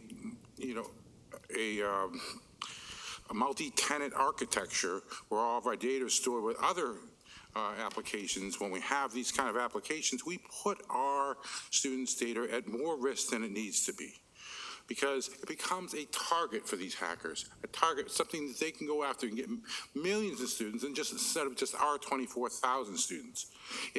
I bring an example, a very simple example. You know, if I'm a thief, a very smart thief, and I'm casing out 2 joints, and I've got a great plan for each one of them, and I've calculated the odds of me getting away with this are 80% at each one. But if it comes down to it, if one's a convenience store and the most I can steal is $500, but I can get $500,000 by robbing the bank with the same amount of risk, the risk reward says I go for the bank. And the same thing applies here. So I know this is a lot of work, and there's some things that we can't do as far as state-mandated software applications that we have to use, but there's some that we are using, I believe, that it isn't just about cloud, it's how is it architected. And this is where you need to have more than just certificates or their attestations saying that, oh, our software follows good security protocols, because the AI is constantly evolving and breaking those down. What this will do is put us on the right road to isolating our data as much as possible when we can. Now, I've heard a lot of concerns from our staff that this might cost more money and that this might take extra effort. And you know what? I think it is a pain, and it will be expensive. So it comes down to a question before our board members is, how much is the security of our students and our employees' data, their confidential data, worth to us? And so if we need some time here, you know, I would be open if somebody wanted to make an amendment to have this effective at the end of this next school year, if we can get going in that direction. But I think we need to start moving in that direction and taking some proactive steps instead of just passing the buck to the liability over to the third-party, software vendor. Would you like to make a motion, sir?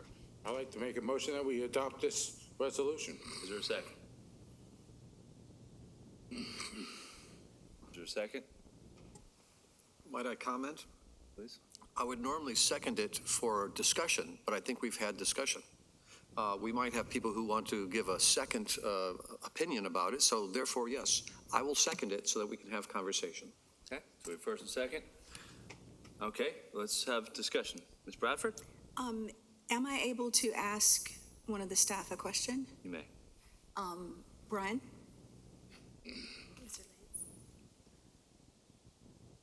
I'm sorry, Mr. Lance.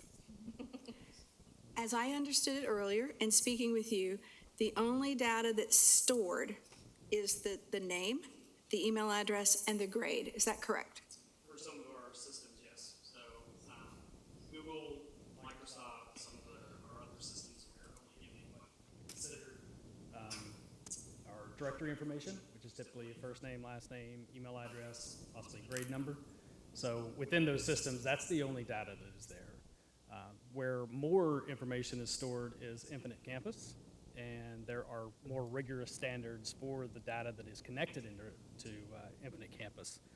But to follow up on that, we actually locally make the decision and choice to hold the same standards that the state holds for Infinite Campus, we hold for all applications for our data.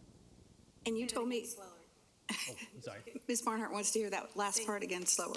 Okay, so any access into Infinite Campus where there is more information, sensitive information on students, has to go through the most rigorous policy for third-party vendors to meet the SOC 2, Type 2, the ISO certifications.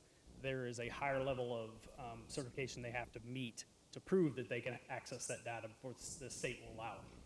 We locally have the choice to say we only apply that whenever it applies to data connected directly to Infinite Campus. We also take the liberty ourselves to say we are going to hold all vendors to that same standard, even if it's our choice and it doesn't come from Infinite Campus. So a vendor that we're only giving first name, last name, email, and grade number, we're holding them to the same standard that the state is holding other vendors to get to Infinite Campus. So and Dawn might walk here and tell me that that's not 100% accurate. I did have a second question for you, Mr. Okay, well, we're gonna give everybody an We don't opportunity. do it to all vendors. If the vendors get more than just the name, the grade, the email address, if they're asking for more than that, then we do require them to follow the same process the state does. We don't require it of every vendor. Sorry, there's hundreds of applications that we use for what's called authentication, and that authentication is only passing along the profile, first name, last name, email, and that's it. So those sort of things, it's like we would be spending years trying to get anything done. Ms. Mason? Thank you. My colleague to the right mentioned cost, and that's honestly something that's been, since I saw this, has been pretty much just over everything in my thoughts. Over the past few years, we've worked really hard to make sure that we have enough staff in buildings, and that has come with reduction to senior staff, not senior staff, central office staff, but to me, is it worth it to protect our students' data? Yes, but is it worth it to do so at the cost of 2 or 3 teachers plus? So some of the documentation that we have that's on here says that 214,500 in additional cybersecurity or ongoing, in hardware and drives. So that's just the equipment, 214,500 just for the equipment, not for the staff, but just for the equipment.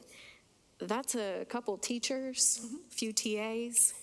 We need those bodies. So it is a difficult decision to have to decide physical safety versus data safety. And as a parent with kids in the district right now, their physical safety is important to me. I can't see us spending this much money right now to make these changes. Dr. Merrick? Thank you, Mr. Lance, for your brilliance here. I'm going to ask you a couple questions. No matter where we store the data, is there any system which we can say absolutely we can protect data from being hacked? No. That being said, the next question is, when we use a system, Microsoft or Google-based or Amazon Cloud, I don't know all these things, I'm not a data person. If there is a hack, what is our liability? So it depends on the data that is stolen, where it's stolen from. We have cybersecurity insurance for that very reason. The liability would fall into the insurance company depending on, or if it's a third party, if Microsoft or Google or someone else, oops, sorry about that. I talk with my hands. If they were compromised, kind of like PowerSchool right now, they are on the hook for the data that they lost. Exactly. That's what I'm talking about, is that if PowerSchool or any of the other applications were hacked, that's not our liability. Unless we're just negligent. Unless we're negligent. If we stored the data ourselves and there was a hack, who would be liable? That would definitely be us. And would our cost of insurance go up? Absolutely. Okay, so there's several things I'm hearing. My colleague on the left is saying, the equipment would cost, the extra IT personnel would cost, the liability would likely go up because no matter what our data is, it's going to get hacked. Thank you. We're being attacked right now. Yes, thank you. Ms. Justice? Well, this is pretty clear in many ways. There is no protection. In reality, the world's moving fast, faster than we can even comprehend.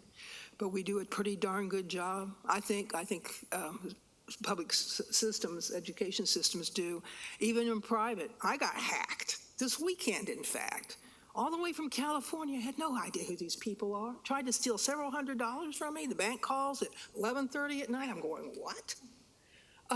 And that's been a pain because I've had to make sure that nothing got stolen, nothing else, because that was the beginning and they didn't get it. This is our life. This is our world, but we got to be practical. And when it gets right down to the bottom line, and what is it that we can afford to do, especially when the fact is there is no given safety at this time in our lives that we wish we had and we never had before we had the advantages of the technology we use so freely. So, to your point, one of the most important things we can do is be good stewards of the data and be careful of where we are allowing it to be sent and who has access to it. We know the data. And constantly vigilant as employees. Yes, absolutely. Yes. Ms. Barnhart and then Mr. Perry? Thank you, Mr. Chair. We were all pretty angry as a board when we found out the PowerSchool hack, and I've been in contact with the Attorney General's office on multiple occasions. There has still not been charges against them, even though we've been told that they're working on it, right? But in between that hack and this board meeting, we have had presentations from the North Carolina Department of Technology. We've asked them to update the protocols of what they recommend and how they recommend doing so. So you mentioned the SOC2, the SOC 2, right? And so most people probably don't know what that is, but basically it's like an audit. And that was one of the things that they had suggested to make sure that we are constantly doing that, not just when you sign on with a vendor. But can you tell us, for the sake of those listening, how often do we require our vendors to show the SOC 2 reports to New Hanover County Schools? They have to show us that every time we resign. So each year at least. Each year. So I need the public to hear that. So in New Hanover County Schools, we require every year, every vendor we use to show us that basically that third-party audit, that they are doing all the protocols that they're supposed to be doing. Thank you so much, Mr. Lance. Mr. Perry? I'll just leave it at this. In case, I think I've emailed this to the board yesterday, but just so the public knows, PowerSchool had a SOC 2 certification too, and then they got broken into. So a certification from an outlying person doesn't mean crap, okay? What you need to do is be vigilant and look at the architecture you're doing. Okay, I guess from most of the comments that I'm hearing here, it just seems like your child's data privacy is not that important to them. So this is where I am. Thank you. Point of order, Mr. Chair. That's Yes. an assumption of how we feel, which is not accurate. Yes, Mr. Definitely. And I'll rule it. That is well taken. So please, Mr. Perry, limit your comments to what you feel. At this point, Ms. Bradford. That second question that I close. wanted to ask Mr. Lance, you had said earlier, I asked you, how many cyber team security members do we have right now? And I think you said 2. And then I asked you to do this type of thing, how many staff members minimum do you think it would be? And your answer was? I said 5.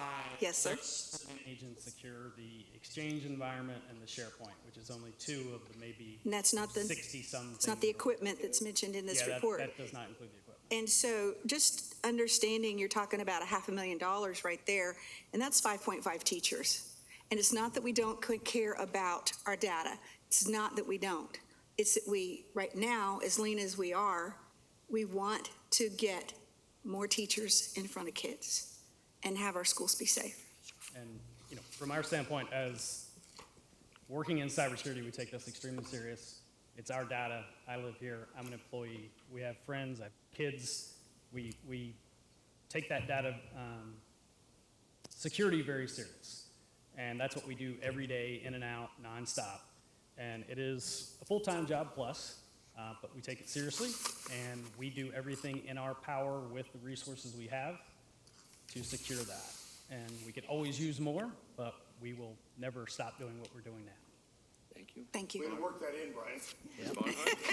I'm just going to give a shout out to you and Charles, because you guys are the two guys who make it happen. And the reality is we are going above and beyond the protocols that we are told we need to follow. We are commingling data in the sense that we're not just releasing all of the names and the social security numbers and the emails. There is encryption and then reverse encryptions when it gets uploaded into systems. So there is steps being taken. And so whether or not this resolution gets signed is not a show of the fact that we're taking care of your students and taking care of these teachers in this district. We're doing it with diligence. I appreciate all the efforts, and because of that, Mr. Chair, I will not be in support of this resolution tonight. Thank you. And with that being said, Ms. Bowie, would you please call the roll? This is to, in favor of the resolution, which is entitled Cloud, no, wrong one. Cloud-based applications and. No, Data Confidentiality and Security Agreement. Ms. Bowie? Ms. Barnhart. No. Ms. Justice. No. Ms. Mason. No. Dr. Merrick. No. Ms. Bradford. No. Mr. Perry. Yes. And Mr. Wildebohr. No. So that's defeated 1 to 6. We will carry on our next bit of business, which is consensus items. I would entertain a motion. Mr. Chair, I'd like to remove the pre-K renewal. A renewal, which is B? No. C. C. Okay, C? G. You'd like to take G? For just further discussion, anything else? All right, I'll make a motion that we accept all the consensus items with the exceptions of letter C and G. Is there a second? Second. Okay, we have first and second. Any discussion? Hearing none, all in favor, please signify by saying aye. Aye. All opposed, like sign. No.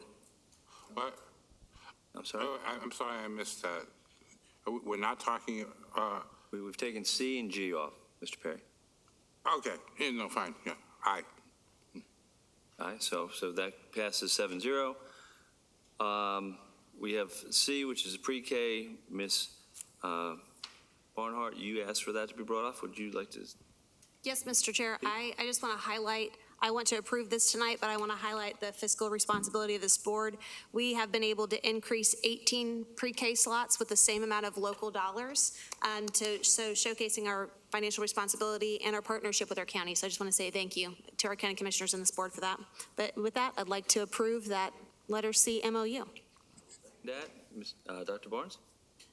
Yeah, so I want to make it clear that NC Pre-K is allotted a certain number of slots for us every year. Each year, if there are not slots used in other places, we can absorb those slots. And so we're able to bring on 18 more I almost said 18 more classrooms, 18 more seats in a classroom that can now be billed to NC Pre-K as well. So it increased our overall allotment by 18 slots. Dr. Merrick? I am delighted to see that the county has sort of retraced their steps on this. When we were told last budget season that we were going to have to take $1 million from our pre-K classrooms, that stung.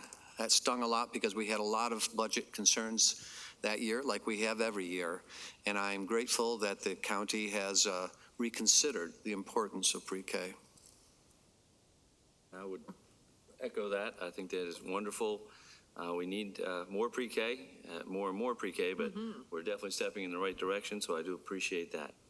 With that, unless anyone else has anything to bring up about that, all in favor of approving C, New Hanover County Pre-K MOU, this is a renewal, please signify by saying aye. Aye. All opposed, like sign. Passes 7-0.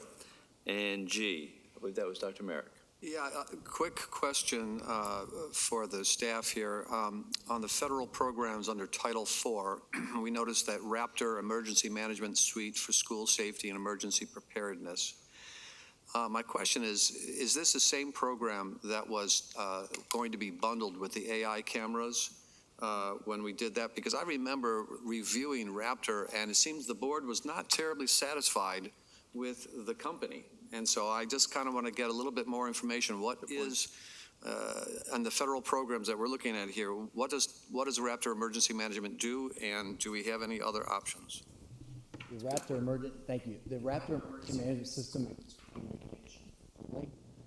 communication in the event of an emergency, as well as tracking of any what's the word I'm looking for? Any drills that we run, any drills that we're expected to run. So it's management just for the purposes of making sure that we are meeting expectations for emergency management drills. But the primary purpose for our use is for communication in the event of emergency. So it provides real-time communication that can matter when we are in the thick of things. It is not taking information from our cameras and making choices on its own. It's none of that. It's just No, sir. we tell it what the drills are. We tell it how to communicate with our parents should there be some sort of an emergency, and it's a faster way of getting information to our parents in the case of emergencies. To be clear, our initial concern is more of internal communication. So if I show up at if there is an emergency in your school and I show up to your school, 30 seconds matter. If there's an emergency situation in your school and you push a button as I'm walking in, it immediately broadcasts to whomever we tell it to broadcast in the event of that emergency. Thank you. It also has a protocol for returning kids to their families if we have to have a evacuation or anything like that as well. Yes. Thank you. Great. Ms. Bradford, Ms. Barnhart, and then Ms. Justice. Thank you, Mr. Chairman. I would just like to say that when we voted last year, I was in favor of the Raptor program. I looked at what it offered, and I saw the advantage of it, and so the entire board was not opposed to that. I was in favor of it at the time. Thank you, Mr. Chairman. Thank you. I think with part of what my colleague was discussing was this was one of the partners that they would reach out to, and specifically the showcase was the reunification process. So it allows for, the principal of the school to hear back, to see what staff is present and how many kids they have, and then if there's a non-response, and it can be set up through phone or computer, so there are different things, that communication piece. But I do recall whenever the board rejected that $3.2 million from the state, we, as a district, we're looking at other options to purchase Raptor. And so seeing this again is not a surprise, but what Dr. Morgan was saying, the reunification piece was the largest thing that came from that as a highlight. I know that was a huge takeaway after the shooting at New Hanover High School a few years ago. That was the biggest feedback of needing support for that. And so I think I'm going to support this item tonight, and I would move to adopt the federal program consolidation application. Second. First and second, Ms. Justice has an opportunity to speak. Well, I was just going to ask, this is an MOU. Have we had one with them before? No, we have not. So this is the first time? Yes. Okay, and I thoroughly understand the process because I want to talk about my age. Back around 2000, before we had these kinds of systems, and you had to communicate with parents in these emergencies, it was literally such a beyond belief nightmare. So the technology's our friend. And if I can offer one thing, I think when Ms. Barnhart started talking, I think what you probably remember too, Dr. Merrick, is we had looked at getting this previously, and in doing so, one of the selling points for it was how many different types of systems it would also communicate with. So I'm also not surprised that you're recalling us talking about it before. We'll go with Mr. Perry and then Dr. Merrick. Just want to ask a question. So this is coming, was this the only one we considered because it's coming from the feds, or did we consider other ones as well? Was there a bidding process? How does it work? Yes, sir. So previously, last year, we had gone through multiple vendors to look at which one we felt like would be the most beneficial for us and serve our purposes the best. This one rose to the top a couple of times because, again, we'd looked at this in previous years as well. Great, thank you. Dr. Merrick. For clarity's sake, I too was excited about what I saw in Raptor during our discussions around the AI camera. I bring this up because there was a lot of concern around those cameras, and this name is going to be attached to that angst. And I wanted to clarify what this was and that it's not part of an AI program and it's not making decisions for our children. It is simply helping us to communicate better. That's correct. Thank you. All right. Because of time, we'll go ahead and vote. All in favor of letter G, please signify by saying aye. Aye. All opposed, like sign. Passes 7-0. Now we go to policy, and I'm going to turn it over to Ms. Mason, Vice Chair Mason. Vice Chair Mason. So just for my fellow board members, we have about 5 policies that are being brought tonight, 4 that are policy consensus and 1 that is a policy for first reading. And so I would just caution us, we have about 20 minutes to talk about them. So if we can just make sure we're keeping on track with time so that we don't go over our policy time. I cannot read that. And I, prior to putting any forward, would like to refer policy 5070, 7350 back to committee. I'll second that.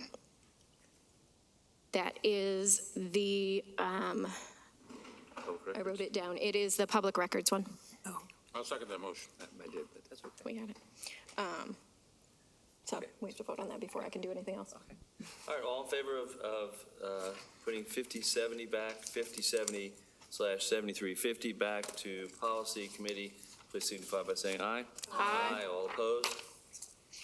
Passes 7-0. Ms. Mason. All right, and so I'm going to try and read this. Basically, I yes. cannot. The time It's all thing, good. It's fine.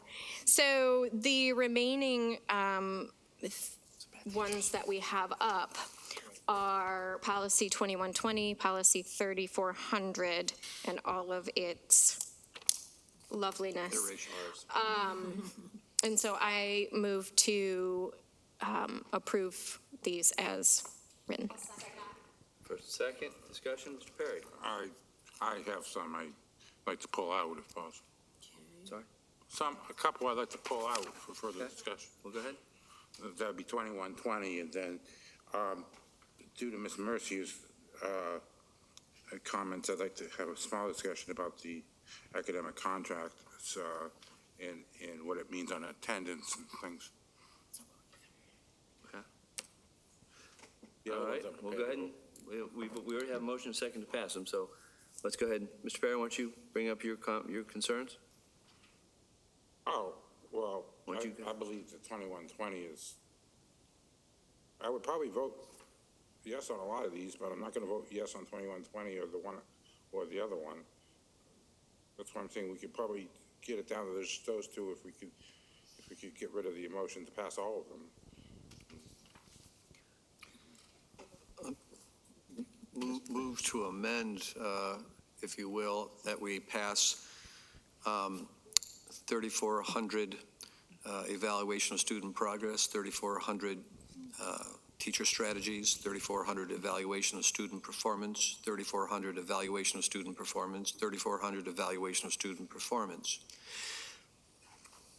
Okay, I will second that. Any further discussion on 3,400? Yes, ma'am. Thank you. I appreciate, there was a few months ago when we came together as a board retreat, and this policy specifically was going over, and there was a caveat in there in regards to the 50 grading scale. And this was feedback, and I said, I thought that was something that was changed. And so I'm very excited. I know after that time, we've had central office staff bring in teachers to really talk about it, because we think it's fair to give kids an opportunity to make up work and try to put in the effort, but whatever grade kids earn, it deserves to be reflected in their grade. And so that has been a constant source of feedback. So I'm proud to pass this coming into this school year. That has been feedback from teachers to say they really need to have a consistent grading system to hold kids accountable. So I'm proud to support that, and thank you for the efforts the last few months for it. Any other discussion, 3,400, or any other? Yes. I do want to highlight, because I think some of the confusion that I experienced was also something that the public is experiencing, that academic contracts are put into place when a student has not had the opportunity to fulfill all their obligations in order to pass a class. And that is very different than a plan to get back on track if you've fallen behind. And the only time that a student is going to be not allowed to have an academic contract is when they have been chronically absent.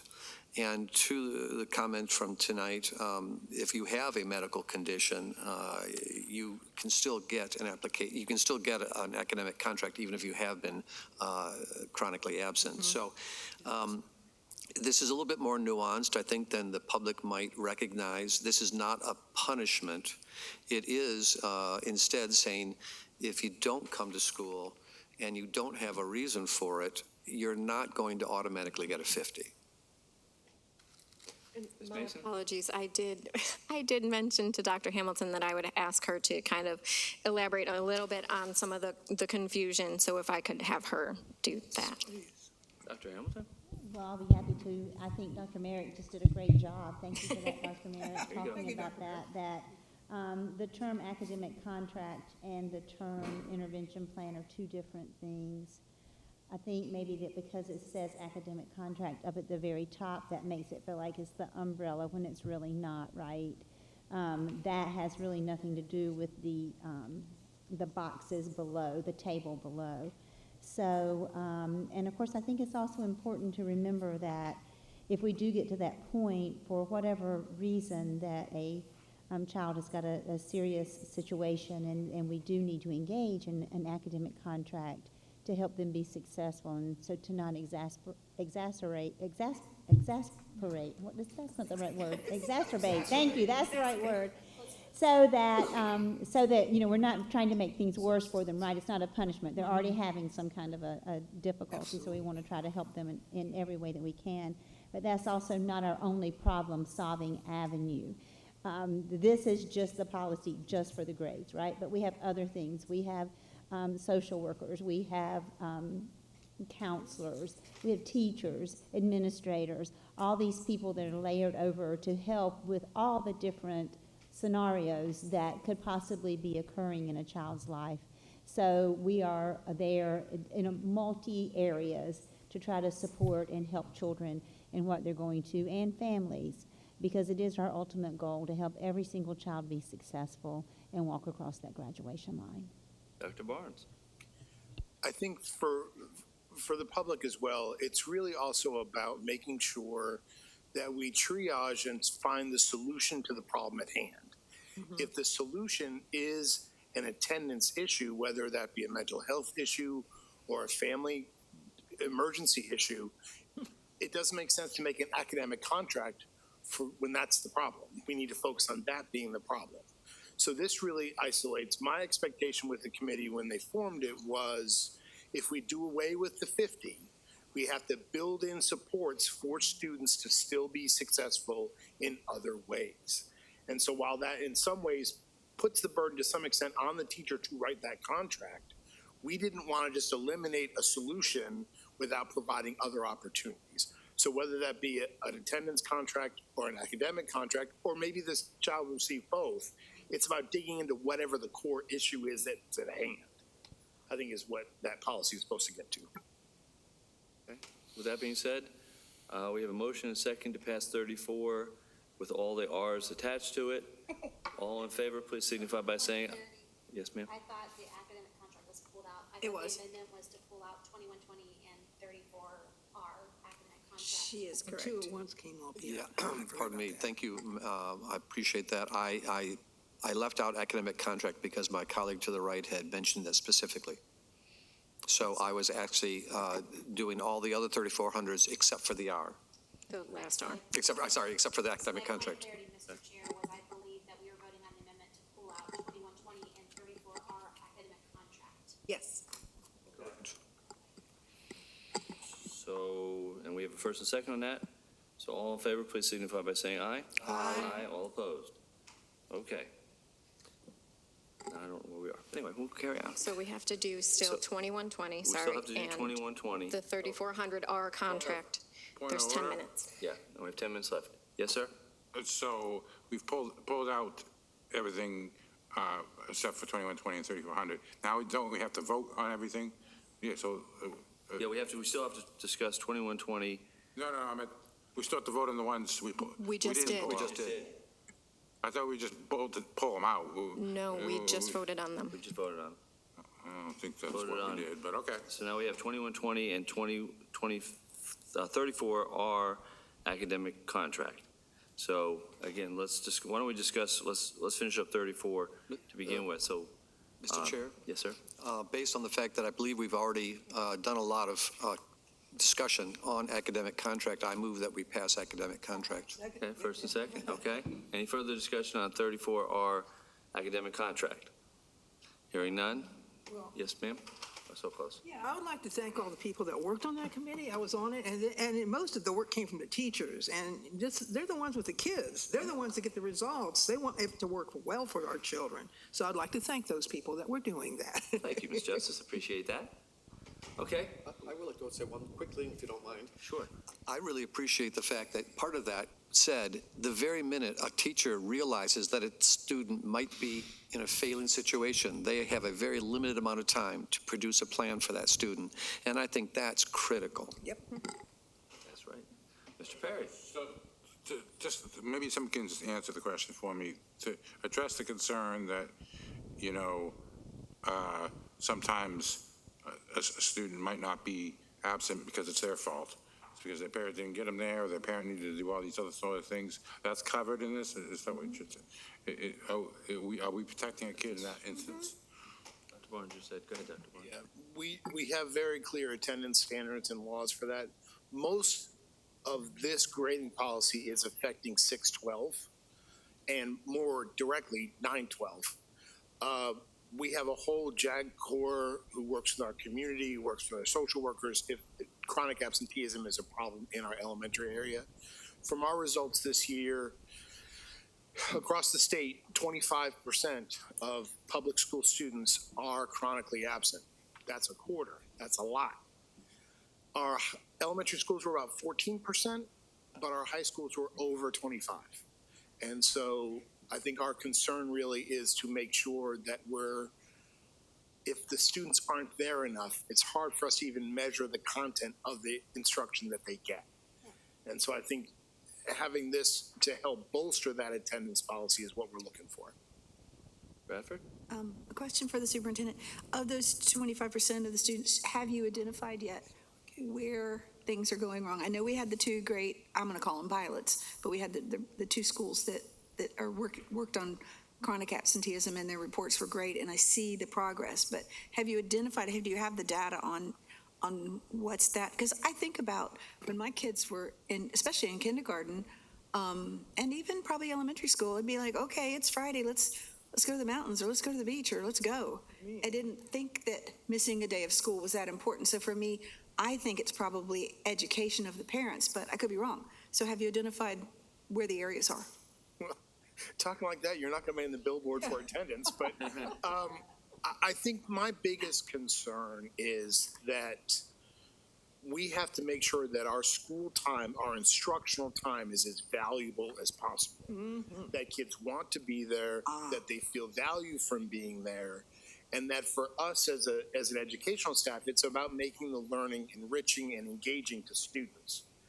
I will tell you that post-COVID specifically, you have seen attendance become more of a voluntary than a mandatory thing. And that is education for students and parents and staff. Okay.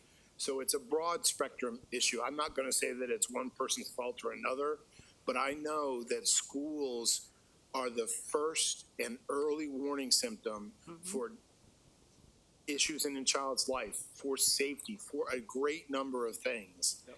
And having students have regular attendance is going to fix, quite frankly, all of our other issues. Yay. Okay, so we have 34R, New Hanover County Schools Academic Contract. We have a first and second.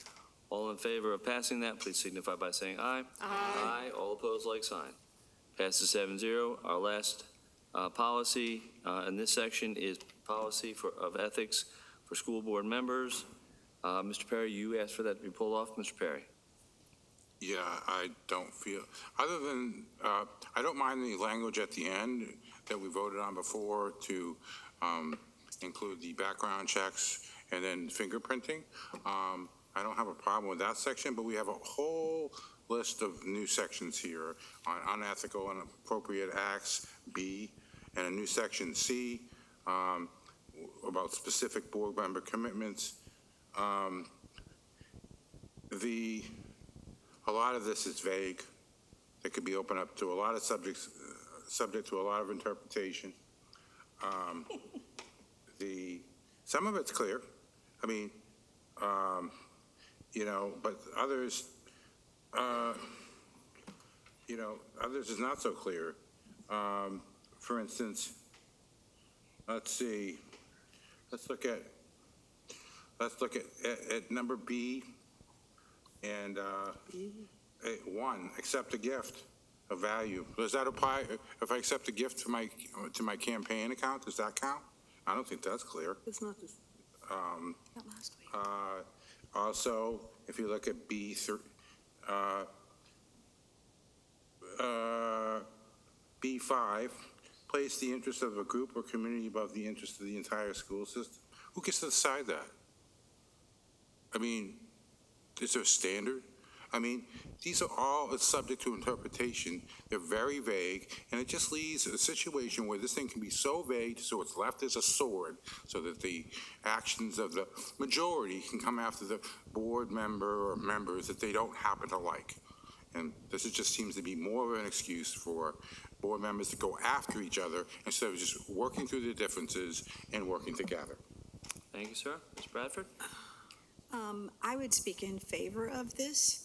I don't think that you can have a code of ethics policy where you don't deal with unethical and inappropriate acts. It needs to be set out. And so these are all pretty common sense. We're not going to criticize school employees publicly. We're not going to personally assume unauthorized authority. We're not going to tell somebody what happens in closed session. We're not going to withhold information from the superintendent as relative to the efficient and effective operation of the school system. These are pretty common sense code of ethics. I do not see them being ambiguous at all. We're not supposed to investigate a matter that by policy or law may not be unilaterally investigated by a board member. That's the very first thing they teach you as soon as you become a board member and you go off to board member training. That's the very first thing, and they spend about an hour on it because it's so important. So I think having these codified in the Code of Ethics are appropriate for this board and all future boards. Ms. Barnhart? I move to adopt it. I'm sorry. I'll second. Okay. Didn't you have any? That's fine. I wanted to move to adopt Okay. it, so I'll second it. Dr. Merrick? Thank you. Well, I'll repeat what I said in the policy meeting. I actually agree with a lot of what my colleague to the right has said. Trying to make a policy more punitive when basics are all there. You talk about, well, of course, we don't want to talk badly about our staff. It's right there in 5, what is that, C5, model civility, integrity to students, parents, employees, and vendors. Like, we already have a policy that is pretty clear. Could we always make each one a little bit better? Probably, but how much time is our staff going to go through to do this? And what's the real purpose behind it? I keep hearing more and more about sort of wanting to be punitive to our fellow board members, and I know that we've had some concerns. I know we've been frustrated with some of the actions of some of the board members, but I don't think that this is going to change anything. How many times did we sign that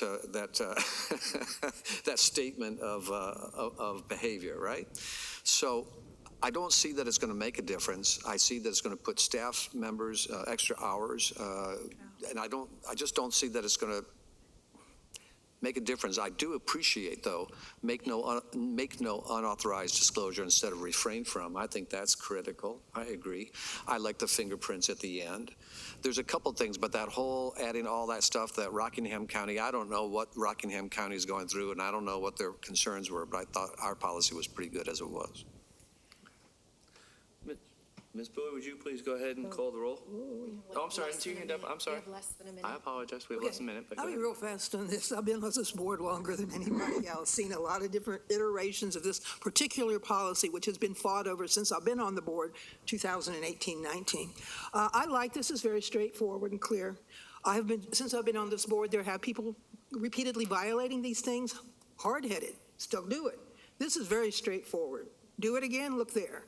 That's how I feel about it. It's not that complex, but if you have to write it down, put it on paper to make them say, well, I did violate it, but then good. Then it's written down and we got a way to be able to address the issue instead of all this vagueness.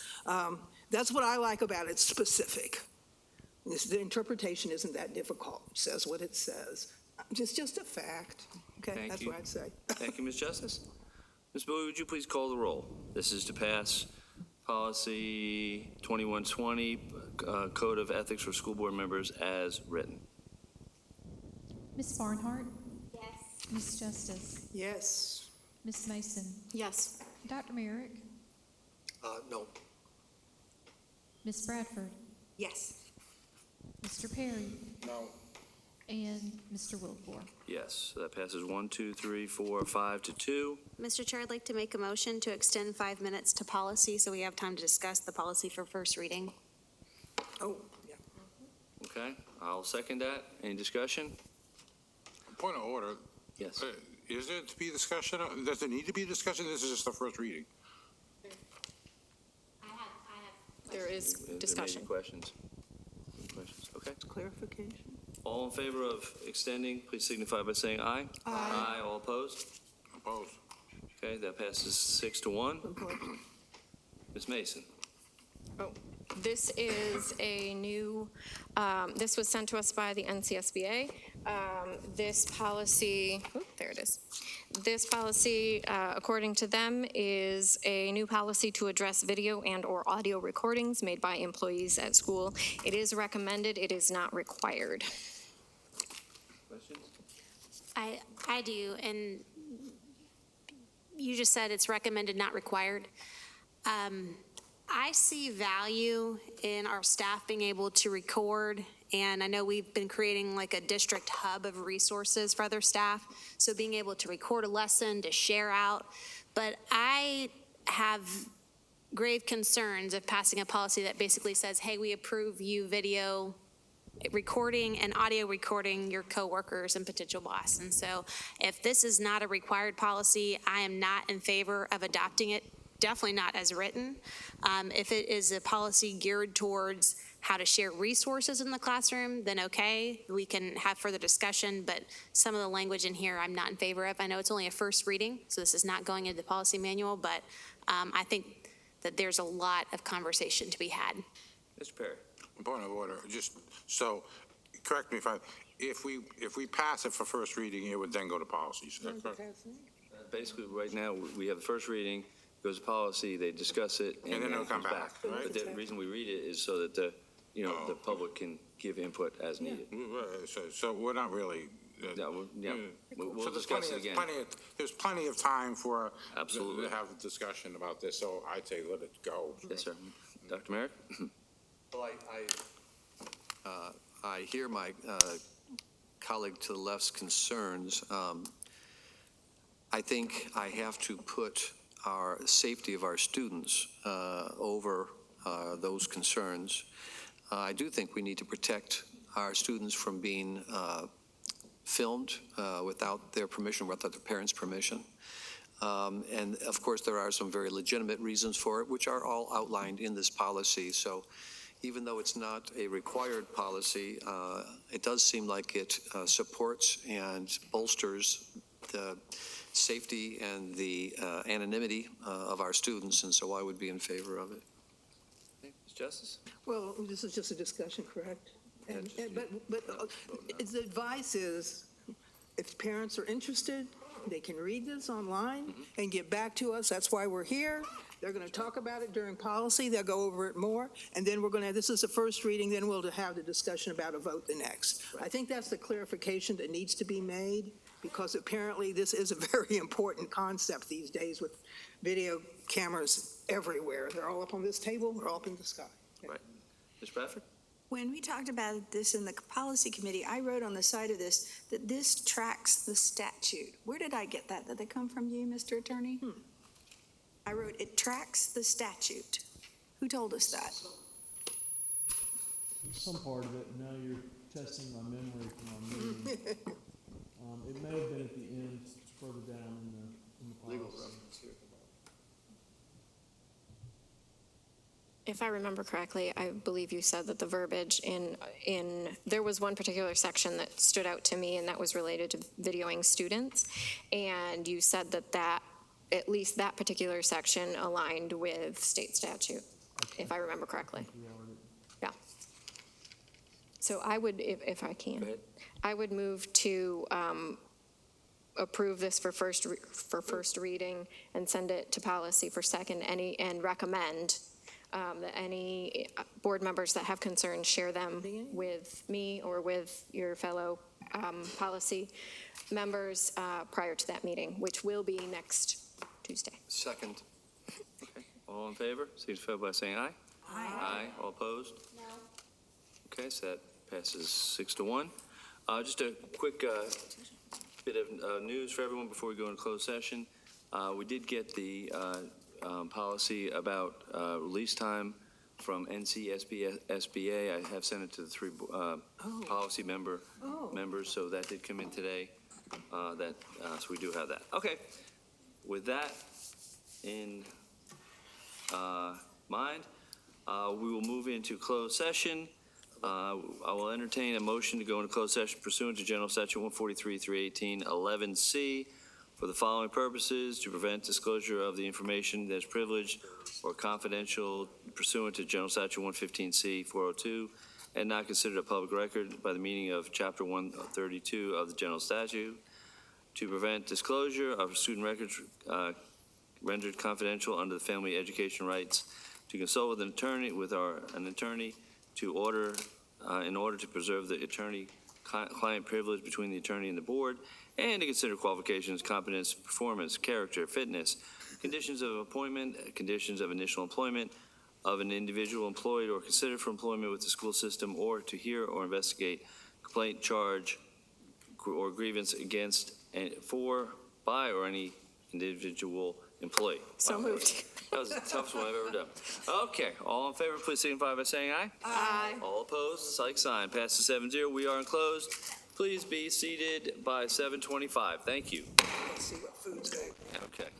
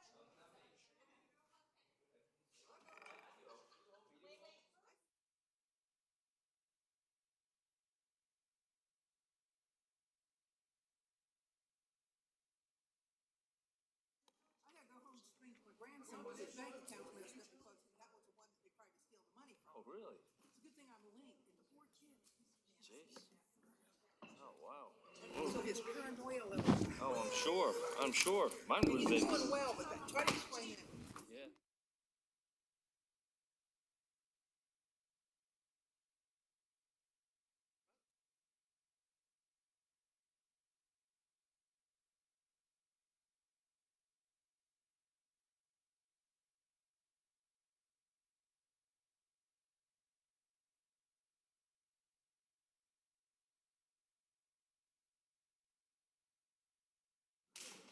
I had a chance. That's worth it, I will. I thought I had a chance.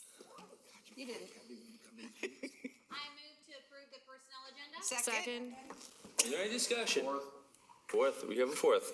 Any discussion? All in favor, please signify by saying aye. Aye. All opposed, like sign. That passes 6-0. Move to adjourn? No, we've got. No, do we have any correspondence? Anybody? Anybody? No? Dear John. Announcements, all right. Announcements, the third time, come on. All right. Finance, Capital, and Bond will meet on Wednesday, August 12th at 3 p.m. Board of Education Center. I don't see policy in here. We're Tuesday. Okay, policy will be next week, which is the 8th. I mean, the 12th, excuse me. I'll say, yeah. 11th. The 11th, we'll get it right one of these times. Policy will be on the 11th at 2 o'clock? 1 o'clock, 1 o'clock. Board of Education Center. The Board of Education will hold an agenda review on Tuesday, August 25th at 2 o'clock, Board of Education Center. The general public will have the option to review remotely. The Board of Education will host a town hall on August 25th at 5 p.m., Board of Education Center.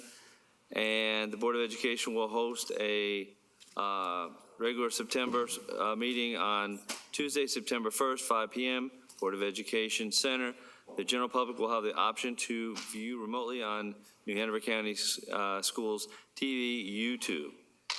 Mr. Chair? Yes. A question on the So close. town hall.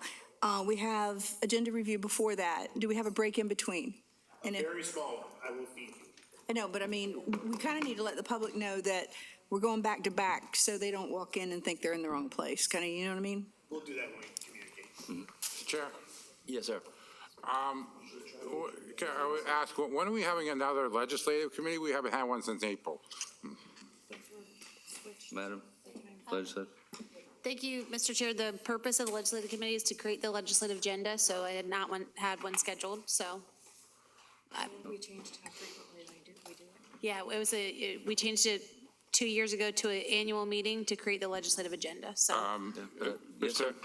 We voted at the May meeting to send the idea of organizing a legislative workday to the legislative committee, and you have not yet called a meeting to discuss that. I have to. My apologies about that. When we're planning a workday, we have to know the scheduled calendar of, being in session. So I'm happy to send out an email and call one, but I don't know proactively the schedule of the General Assembly to be able to tell you when a day to plan it is. So I'm happy to call that and have that discussion. Okay, very good. So we will have that soon. All right, last bit of business, I would entertain a motion to adjourn. Second. Motion? Second, any discussion? Yes, Yes, sir, go ahead. I'm in favor. All right. All in favor of adjourning, please signify by saying aye. Aye. All opposed, no. Passes 6-1, we are out of here. I'm in favor.